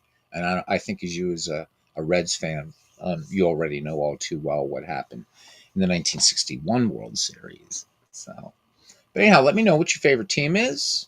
And if there's this particular team, maybe we'll match that up against, just we'll pick somebody randomly from history or whatever. Maybe we take the 1975 Reds and have them play the 1961 Yankees. That'd be kind of fun, actually. Red Sox fans, special note for you, because Red Sox fans pretty much outnumber all the other fans in here. Um, just maybe for Red Sox, we're going to just pick a random Red Sox team. There's so many of you, either that or if we get enough votes for, I don't know, if we the 61 Reds, the 1938 Reds with, Bucky Walters, Johnny Vandermeer, so on and so forth, Paul Derringer. Those Reds were tough. So I know we have a couple Cardinals fans out there, a few Yankees fans. I don't know if we have any Padres. So I like to hear from people too, though. If you're a Padres fan, if you're a Mariners fan, we had one Rangers fan in the community. May his memory be eternal. Robbie Wartburg actually worked for the Texas Rangers. Robbie, you are missed every time we do a broadcast. We all think about you. Ken Castro is a Phillies fan. Clinton, Red Sox. John DFW is a Braves fan. I'm trying to remember just to everybody. Robert, RGO Network, New York Mets. I think Legends I think he's a Yankees fan. Could be wrong. I know he's 1940 was a very, very good Cincinnati Reds team. They really, really were. So that'd be kind of fun to see them. Everybody, when they think of the Reds, obviously they think of the big red machine, but Reds have a great history. They really, really do. They weren't so well, no. I mean, 1919, they won the World Series. And in fact, there's a documentary that I want to look at. I haven't watched it yet, but it's a documentary about giving the 1919 Reds some credit and some love, and it's a good team. That 1919 squad too that won the World Series. But of course, the perennial question always is had the White Sox actually played, and not sold out. But those 1940 Reds were tough. Hard to say for a Bucco fan, but it is definitely true. Modern Relic says the Yankees, except Babe Ruth, love Babe Ruth. And Lou Gehrig too. Come on, man, you got to give Lou Gehrig some love too, right? I mean, the Iron Horse. But yeah, the Yankees. But we'll be doing a Yankees game at some point. It's going to happen. Sports Time Machine Mike is a Yankees fan, so if he hears this and puts in, there'll be. If nobody puts in the Yankees, then we won't do a Yankees game. How about that? But I guarantee there will be a Red Sox game. There's just so many Red Sox fans, so that's it. And then, for Flip, dude, we'll I'll check in here, for the what is it? The Yamamoto Dragoons. So if they are in there, if they're in the Nippon League, I just would need a good year for them. And as long as I can have you guys forgiveness for terrible Japanese pronunciation, be glad to do it. I think it'd be a lot of fun. Okay, Lou Gehrig too. Yeah, I mean, come on, Lou Gehrig's kind of a tough guy to hate, right? What an inspiration he was, much like Al Simmons was with Philadelphia, right? Al Simmons overshadowed by Jimmy Fox, just as Lou Gehrig was overshadowed by Babe Ruth. Lou Gehrig, I think, really, and I've told this story before, so Gehrig just quietly just being like this dangerous hitter, pitchers at the time, so that they were actually more afraid of Lou Gehrig than they were of Babe Ruth. So Gehrig then has this big breakout day, right? Gehrig hits 4 home runs in a game. And what takes the national sports headlines on the same day? The retirement of John McGraw from baseball. It's like Gehrig couldn't catch a break, man. But one of the reasons I love the 1936 Yankees, and everybody talks about the 1927 Yankees, but I will say this, Modern Relic, and Yogi, gotta love Yogi, is the 1936 Yankees. All right, so Ruth is gone. Ruth is out of baseball, right? 1935, that dog and pony show, what they put Ruth through in the Boston Braves, making him quote unquote assistant manager. Um, so 1936, you've got a great year by Lou Gehrig, and it's also Joe DiMaggio's rookie year, and that's one of the reasons. If I'm gonna play a Yankees game, it's going to be more.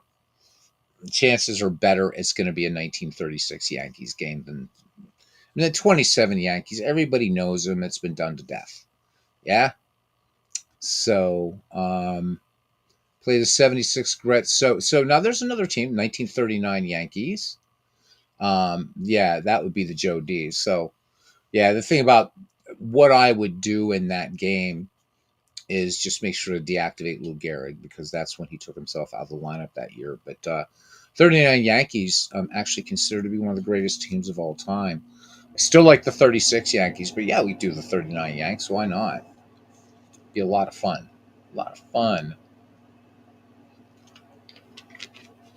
Joe D and George Foster. Yeah, good stuff, Parallel League. So suggestions are welcome.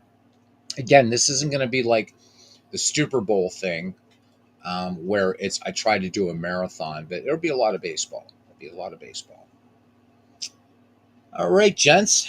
That being said, it is 2:02 on Wednesday morning, so we are done for the night. So let me take my quick thank yous here. Parallel League, awesome to have you in here. Modern Relic, newest owner of the Spanner. Thank you very much, Bud, for coming in, fellow musician. Going back, channeling that Chris Berman. Inside all of us. So, Flip, thanks for coming back, man. Appreciate you, really do. Who else do we got? Yeah. So, Jeff Ray, fellow Bucko fan, who said he'd been in and out tonight, but he'll be listening to any post game conversation. So, thanks, Jeff, for coming in. We'll definitely have a Bucko game on Monday. D. Scott Howard. D. Scott Howard says music is form of magic. It sure is. So D. Scott Howard, D. Scott Howard has been with me since the very beginning of this channel when I was in Europe, and I started this when I was living in Holland, actually. So D. Scott, for that and a million other things. Aaron Reed, the man of 1,000 voices, was here with us tonight. Thank you, Aaron. Maybe on that Labor Day Monday, we'll have Aaron sit in and do a broadcast of Pure Sin Baseball. Hfield 07, who went off pretty early to go look at Mike Silva, who posted about his project in the Out of the Park Development Sports. Thank you. David Lando was here, my good friend David from the Fields of Dreams League. David is one of the really, really good guys in the community. Parallel League, first win in the ballpark tonight, and Jack Dawson suspiciously missing. There we go. Yeah, the Cubs in the 1930s were tough. The 1938 pennant race, as a Pirate fan, I'm interested in, because the Pirates gave the Cubs a run, and I believe that was the year of Gabby Hartnett, the Cubs catcher, the infamous homer in the Gloman. I think that was 1938. Please correct me if I'm wrong. 27 Yankees are the team you want the 1930 Cubs to have been. I think a lot of teams wanted to be the 1927 Yanks. True that. And they were a great team. They were a great team, certainly. There's no doubt about it. So we'll see. I mean, but if people want to see the 27 Yankees, we'll do it. It'll be fun. It's cool. Their pitching could have been better, but what an offense. Could you imagine, Modern Relic? Could you imagine facing, right? So you're dealing with, okay, obviously Babe Ruth, Lou Gehrig, right? Number 3, number 4, respectively, in that Yankee lineup. But you also had to deal with Earl Combs. He was no lightweight. Tony Lazzeri, who was clutch all the time.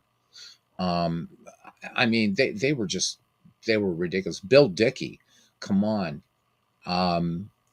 Yeah, this is just scary. But you know what? I mean, the pitching was at least good enough because you can have all the offense in the world. Look at the 1964 Phillies. Ken Castro talks a lot about them. The great offense, but their pitching was horrendous. But yeah, that truly murderer's row. Our Red Sox fan, everybody knows our Red Sox fan, did a game or a series some years ago on his channel, the 27 Yankees versus the 61 Yankees. He yeah, push him up Lazzari, Tony Lazzari. So I'm half Italian, so yeah, Tony L.A. Although the first Italian American star in baseball was actually from the dead ball era, Ed Abaticchio, but doesn't get a lot of press. But Lazzari, push him up, man. He was tough, hell of a player. Yeah, that Yankees lineup just scary. It's like you want to get to Mark Koenig, but Mark Koenig would hurt you too, right? Cubs were weak beyond Guy Bush. The Cubs, though, the Cubs have, I mean, they do have, look, you guys had that long drought, but you have a great history. And one of the three original dynasties in baseball, the Chicago Cubs, New York Giants, and Pittsburgh Pirates, in the first 10 years of the 20th century. The 1906 Cubs, still considered one of the greatest and arguably maybe the greatest team of all time. Yet, here's the beauty of baseball. They get upset in the 1906 World Series against the Chicago White Sox, hitless wonders, largely on the arm of Ed Walsh.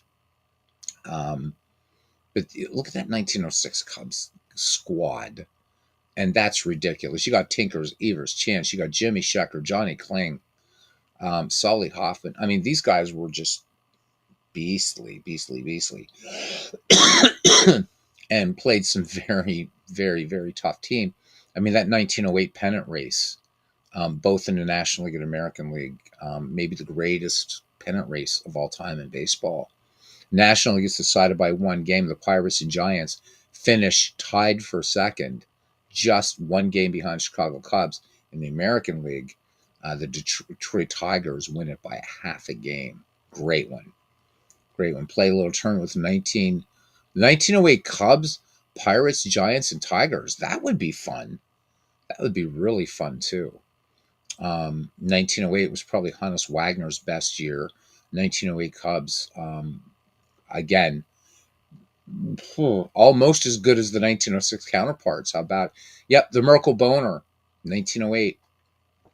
And yet Merkel, so the story right with that. I mean, Merkel did what a lot of players did. It's like, well, but unfortunately for Fred Merkel, Frank Chance, right? Or was it John? No, it was Johnny Evers. Just Johnny Evers, great student of the game. This happened, something similar in a game that the Cubs were playing in Pittsburgh some weeks before. And Evers, knowing the rules of baseball, that started it. And then what happened to the Giants in 1912? Fred Snodgrass. And Merkel's still on the team, by the way.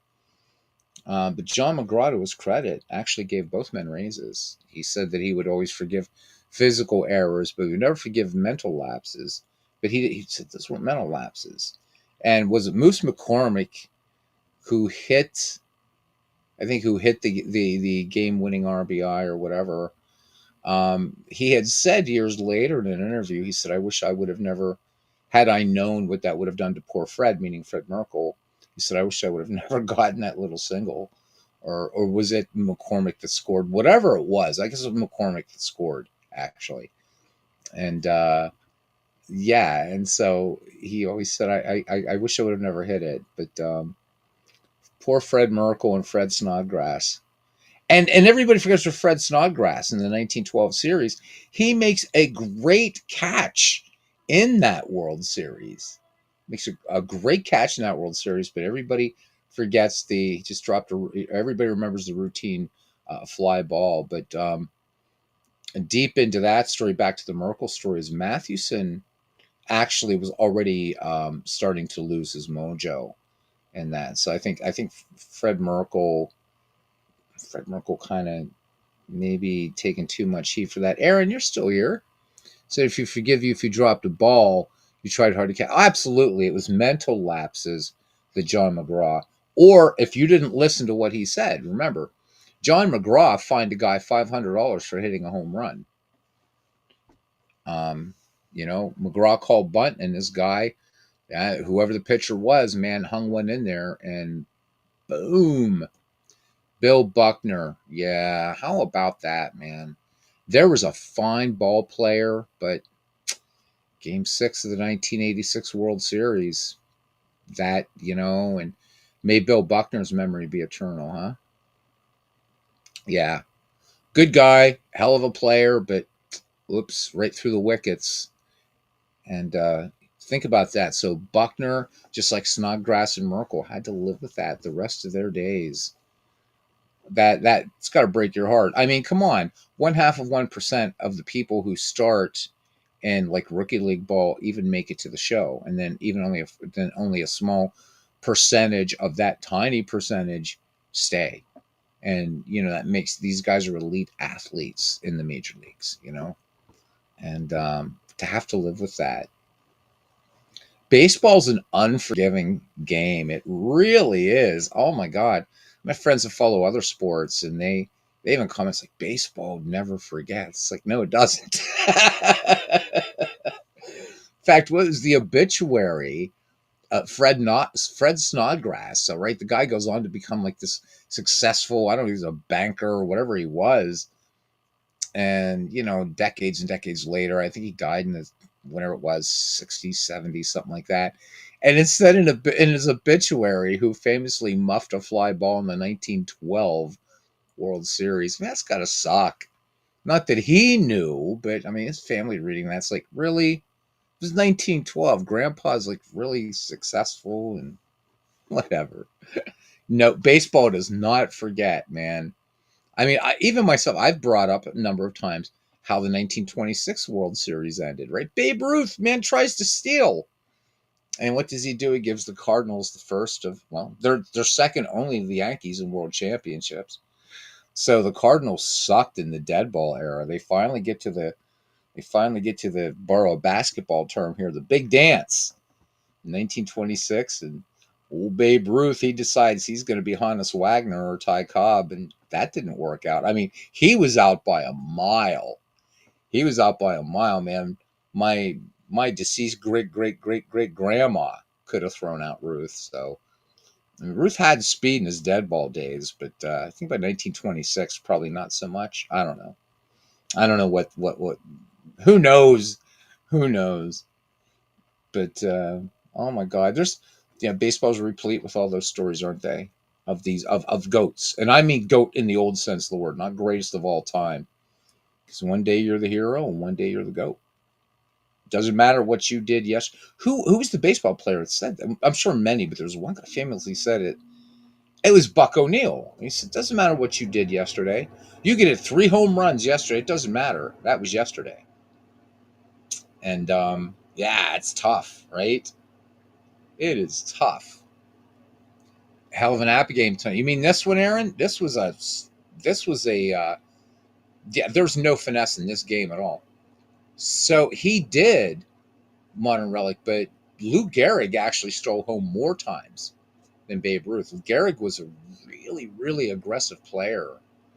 Nice guy off the field, but on the field, Gehrig was a throwback even in those days. Gehrig would have been just fine in the dead ball era. But yeah, Ruth had some speed. If you look at his early career, and I mean, he was in great shape too. But Gehrig was more apt to steal home, and that's something I've never seen. Have you guys ever seen, not in baseball gaming, but in real baseball? Have you ever seen a steal of home? I haven't. I would love, I mean, live. I would love to see that. That's got to be the craziest thing ever. I mean, you imagine the cojones that takes to steal home. That's a there it is, man. That's what everybody wants to cross. Yeah, a young Babe Ruth, definitely. Yeah. I mean, 1929 Babe Ruth isn't going to steal home, or probably even 1927 Babe Ruth. Hey, Paul, good morning, man. Paul joining us here from Cyprus. How you doing, my friend?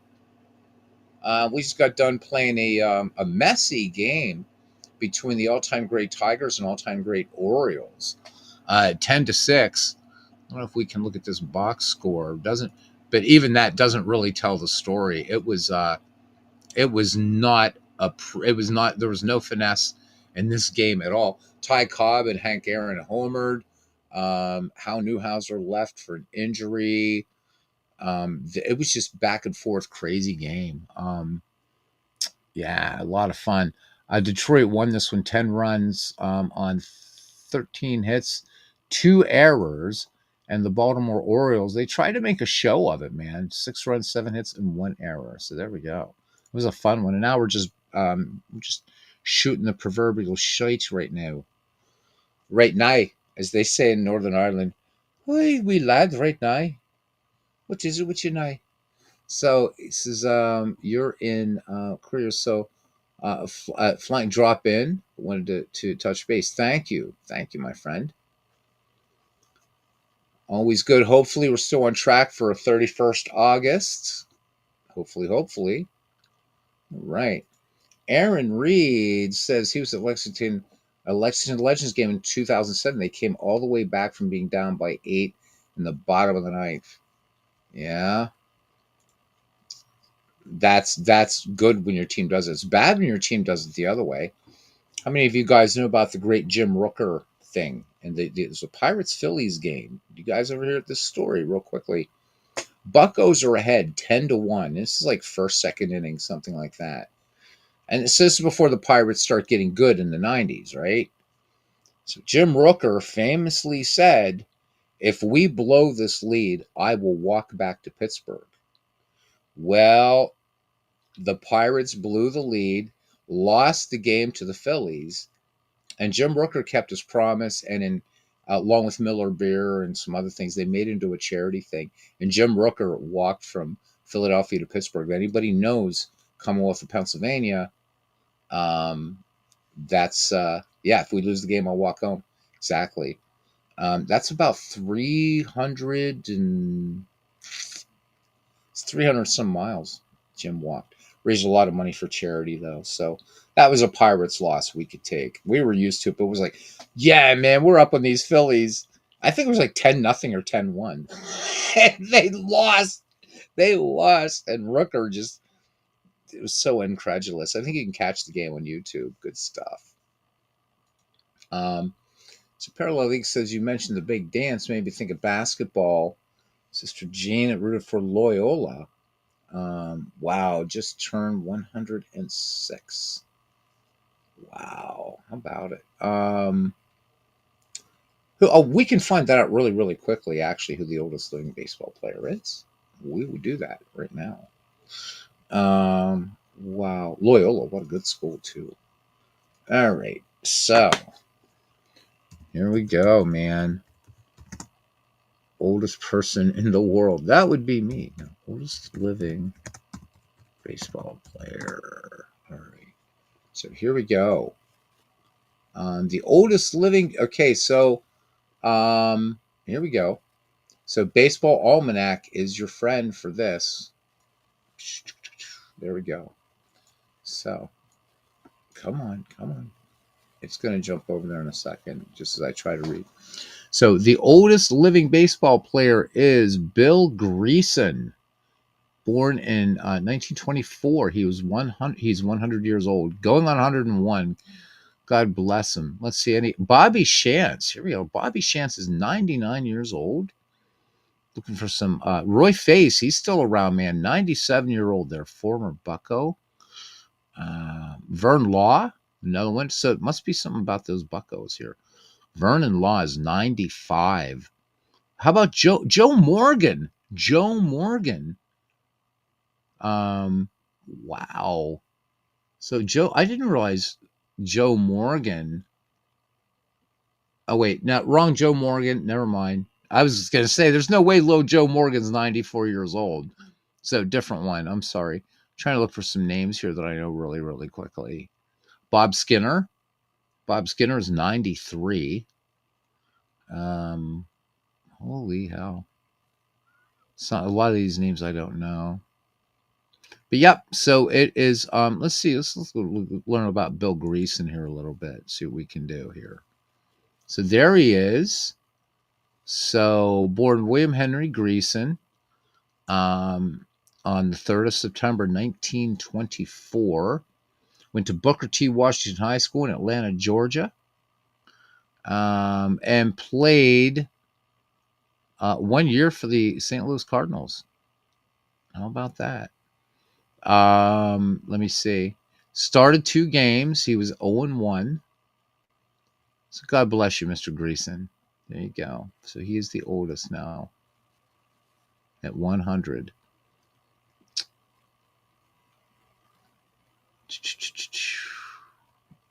So his, I mean, he played Negro League baseball, but so his rookie year in the majors, 1954. Crazy. So there we go. Glad we answered that one.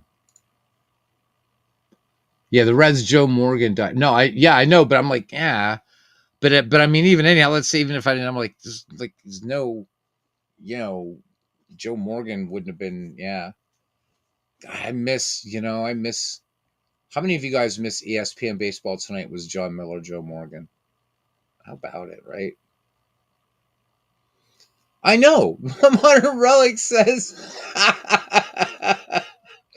He says somebody keeps killing the world's oldest people. It's a conspiracy. I know. What the hell is that? The hell is that? I don't know. Crazy people, huh? But yeah, little Joe. I know. But no, I'm looking at Joe Morgan like, what? Wait, what? Because I mean, I just saw the name pop up and my brain went dead, and I'm thinking, wait, final game 1964? No, that's not Joe. Whatever. So, but anyhow, Baseball Almanac is a site nobody ever thinks about. Great companion site to Baseball Reference. So, anyhow, so Parallel League and Aaron Reed, you guys are Reds fans, so you guys can choose the Reds game you want. Maybe what we'll do, Aaron, if you want, I don't know what you're doing Labor Day with your family, but would you feel like calling a Reds game on Pearson Baseball on this channel? Yeah, the killer is a clergyman named Father of Time. How about it? Great song from the Alan Parsons Project called Mr. Time. You guys should check out. And it is about that clergyman, except he's Mr. Time in that song. Great song. Great song, Mr. Time. It's chilling. Anyhow, guys, any other deep thoughts here? We got 8 hardcores, 8 insomniacs, 8 vampires hanging around here, not including yours truly. So, Aaron, what I'm thinking of doing is we do a bunch of baseball. Everybody gets to something their favorite team. So we've been wanting you to call a game. So if you want to pick like I don't know your 1990 Reds and you just want to do a game or something, let me know. Okay, let me know. So Labor Day baseball, Labor Day and Labor Day evening and Labor Day nights. Turn of a Friendly Card, great album and a great song too. It's about gambling, obsession with gambling, all concept albums. I love the Alan Parsons Project. Great. Eric Wolfson, what a loss that was. But of course, Parsons got his start working with the Beatles, then engineered The Dark Side of the Moon for Pink Floyd, and decided, oh, I should just do this. And great band. Great band. Never wrote a love song, the Alan Parsons Project. Neither did Pink Floyd, but you would expect that. But the Alan Parsons Project, the closest they came was a song called Time. They actually did an album about the breakup, like the stages you go through in a breakup of a relationship, Vulture Culture. So everything they did was a concept album. But yeah. So Steely Dan I like. There's a lot of their songs I like. I'm not as much of a fan, and I'm more of a British rock fan than I am American rockers. But yeah, oh, the Shags, Modern Relic. Seriously, you know the Shags, dude. Foot, my pal Foot, and Philosophy of the World. Oh, the Shags are awesome, dude. Oh my God, cool. That's if that isn't comment worthy, I don't know what is. Man, if you know about the Shags, yeah. I mean, dude, even the Beatles couldn't be the Shags. Maybe I should name this rename the title this channel Shags Eternal. I can't believe it. Oh my god. So the Shags, what? So Frank Zappa thought they were like great genius, man. The Shags, Modern Relic. Dude, we definitely have to jam now. They were polyrhythmic and polytonal without even knowing what that means. But what a what a story! And they did a reunion concert. Did you know that? I think that was like in 2019 or whatever it was. Man, it was in the 2000s, and the Shags did a live show, and they did Foot and all that. Kurt Cobain loved them too. Yep. All right, here, let me throw another one at you, man, since we're getting off into the weirdness. Captain Beefheart, right? Trout mask replica, and yeah, the Shags, man. Yeah, the Shags, buddy. If we wouldn't get hit with copyright strike isn't going to matter on this channel, except that would get silenced out. But guys, just look up the Shags, get a beverage or seven, and listen to their magnum opus, um, "Philosophy of the World." I mean, it's a song there about a rabbit, dude. Not maybe what you'd expect, but it's in there. It's in there. I guess their story, the backstory is a little dark. The Shags, I suppose, but it's music on a different level. I will say that it's music on a different level. So, um, some might argue an alternate Mount Rushmore of rock could be like, the Shags, uh, Sex Pistols. So the Shags weren't punk or anything like that. I mean, they weren't a punk band. They were 1960s, right? But they definitely had a sound for sure. Um, Richard Cheese. Yeah, Richard Cheese. The Shags. Modern Relic. I'm impressed, man. I'm impressed. I'm impressed. I thought only like three people in the world knew about the Shags. So you got, here's another band. You guys ever listen to Power Solo? So check out a song called Boom Bada Boom or something like that. That just it's that song will change your life. It's so messed up.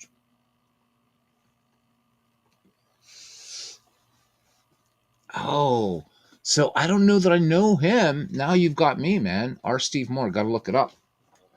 I have to look it up. So many great. Oh my god, I love it. Jeez, I want to start an alternate music channel where you just talk about music and whatever. But I follow that channel. You guys follow that Professor of Rock. A lot. I mean, that's a great channel. This guy knows his music. And apparently the big record labels keep hitting him with copyright strikes and stuff, man. Give you a lot of homework. Well, you do the same to us. I mean, I've learned a lot about the Reds from you and, of course, from Aaron, but yeah, and you know your baseball and stuff. So you guys, I learned so much about baseball from you guys. I mean, I know a bit, but wow. So R. Steve Moore, got to check him out. Got to check him out. Richard Cheese, there's a name I haven't. What about Screaming Lord Sutch? And what about Arthur Miller? Remember that song Fire? I'm not old enough to have grown up with these songs, but I love music history. Fire, that was a great song, man. Arthur Miller. Yeah, he has been aggravated lately, Parallel League. And it's like, just who was it? But he was going to the defense. Another guy that's getting beat up a lot is Rick Beato. And this guy's had some big people on his he's interviewed John Fogerty, Sting. He's dying. He's a huge Beatles fan, Beato. So is Professor of Rock, and he really wants McCartney and Ringo. Arthur Brown, that's it. Fire. Yep. But it's like the record companies are just so, they're so greedy, man. And it's like people in the comments, they say, the record companies need to understand that we're going out and we're we're getting this music on Spotify or Amazon, or maybe we're finding it on CD or vinyl because of this guy. And he's just out there trying to celebrate rock, and he's getting like copyright strikes and threats that his channel's going to get shut down, and it's bullshit, man. It's bullshit. He's doing more for rock, which is now, rock is no longer mainstream, man. It's niche. And, reminding us of this great music in the days before auto tune and drum machines and crap like that, man. So I love, and then Rick Beato, I have his theory books. Even though I'm trained in theory, I've learned a lot from Rick Beato's books. And I hope he gets his wish, and gets to interview, McCartney or Ringo. I think he'd preferably want to interview McCartney, but you've got the Richard Shees version of "Down with the Sickness" stuck in your brain. I wish I could play it on here, but then they'll make that part of the video silent. Of course, it is 2 hours and 16 minutes in. Who gives a damn, right? Corporate, yeah, it's corporate bullshit, man. It is corporate. It is. John Fogerty, and his album, on Center Field, right? He had to change it to "Vans Can't Dance, but He's Still Your Money," but he meant Saul Zaentz. And another band. You talk about corporate greed. A band that wrote some amazing songs got so screwed. Badfinger. Learn about Badfinger's stories. So they were a Beatles discovery, and a great band in their own right.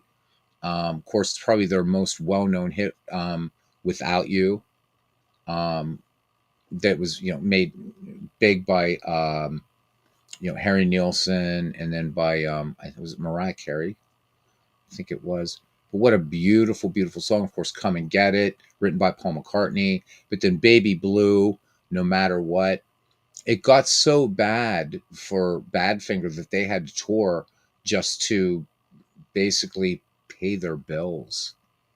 So it's Badfinger, such a tragic story. Two of them committed suicide. Um,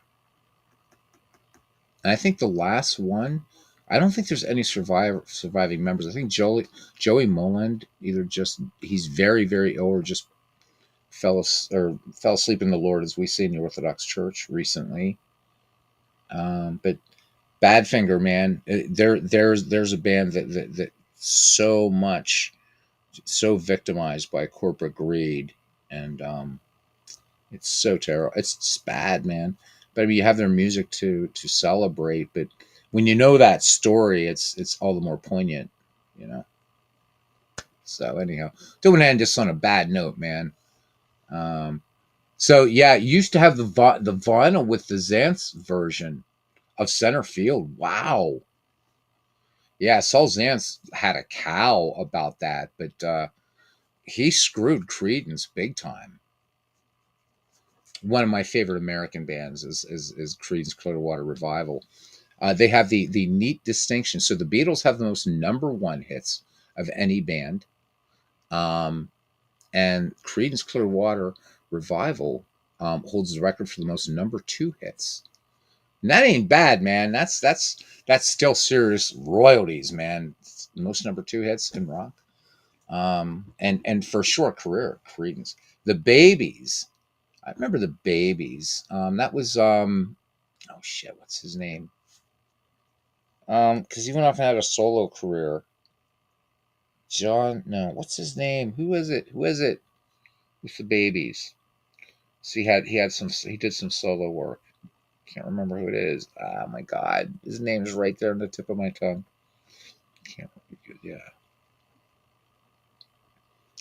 Yeah, I never thought I would see the day that rock would be like niche, but it is. It is, and it's like, I don't know. Yeah, John. I know John. Fucking John. Can't remember his last name. John. I know, because he had a couple hits. I know it hurts, right? Somebody will think of it like 10 minutes after we're done with this broadcast, right? That was his name, and then you'll jump on and nobody will be here. Oh my god! To think, how about it? To think that rock is like, because even like these bands like Dream Theater. I mean, Dream Theater's been around a long time. We think of them as like a sort of younger rock band, and it's a young progressive rock band. They've been around forever. They didn't even really hit the national spotlight until the early '90s with their album Images and Words. But I love Dream Theater. Great band. It's like somebody took Yes, Styx, and Metallica and stuck them all together. Oh, Juilliard graduates. Any Dream Theater fans out here? I don't know. I love Dream Theater. John Petrucci and James LaBrie, Kevin Morton, Jordan Rudess, John Myung, their bass player, Mike Portnoy, John Waite. That's it. Modern Relic did it. Did it before the end of the broadcast. John Waite, that was his name. Yeah. What was it? Every time I think of you, I always catch my breath. That's it. Yeah. I spend my time thinking about you, almost driving me wild. Yeah. There's a heart that's breaking down this long distance. Yeah, I ain't missing you at all. That's it. Yep, John Waite. Yeah. There you go. Thank you, Modern Relic. Holy hell. Because I'm thinking of like all these other names. It's not John, whatever, blah, blah. John Waite. All right, gents, this was fun talking music and everything else.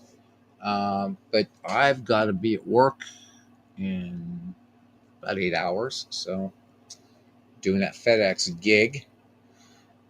All right. So stay tuned. Lots of baseball coming up and lots of just hanging out and chin wagging after. If it's about music, if it's about whatever, it's all fun. The game's secondary. Till the next time, see you around the batting cage again. Let me know. Anybody catching us after the fact, who's your favorite baseball team? And we'll do something with them. All right. You guys take care. You guys are family. You mean everything. You really do. You fill up a lot of nights for me, and I appreciate it more than you guys will ever know. See you around the batting cage, gents. Good night.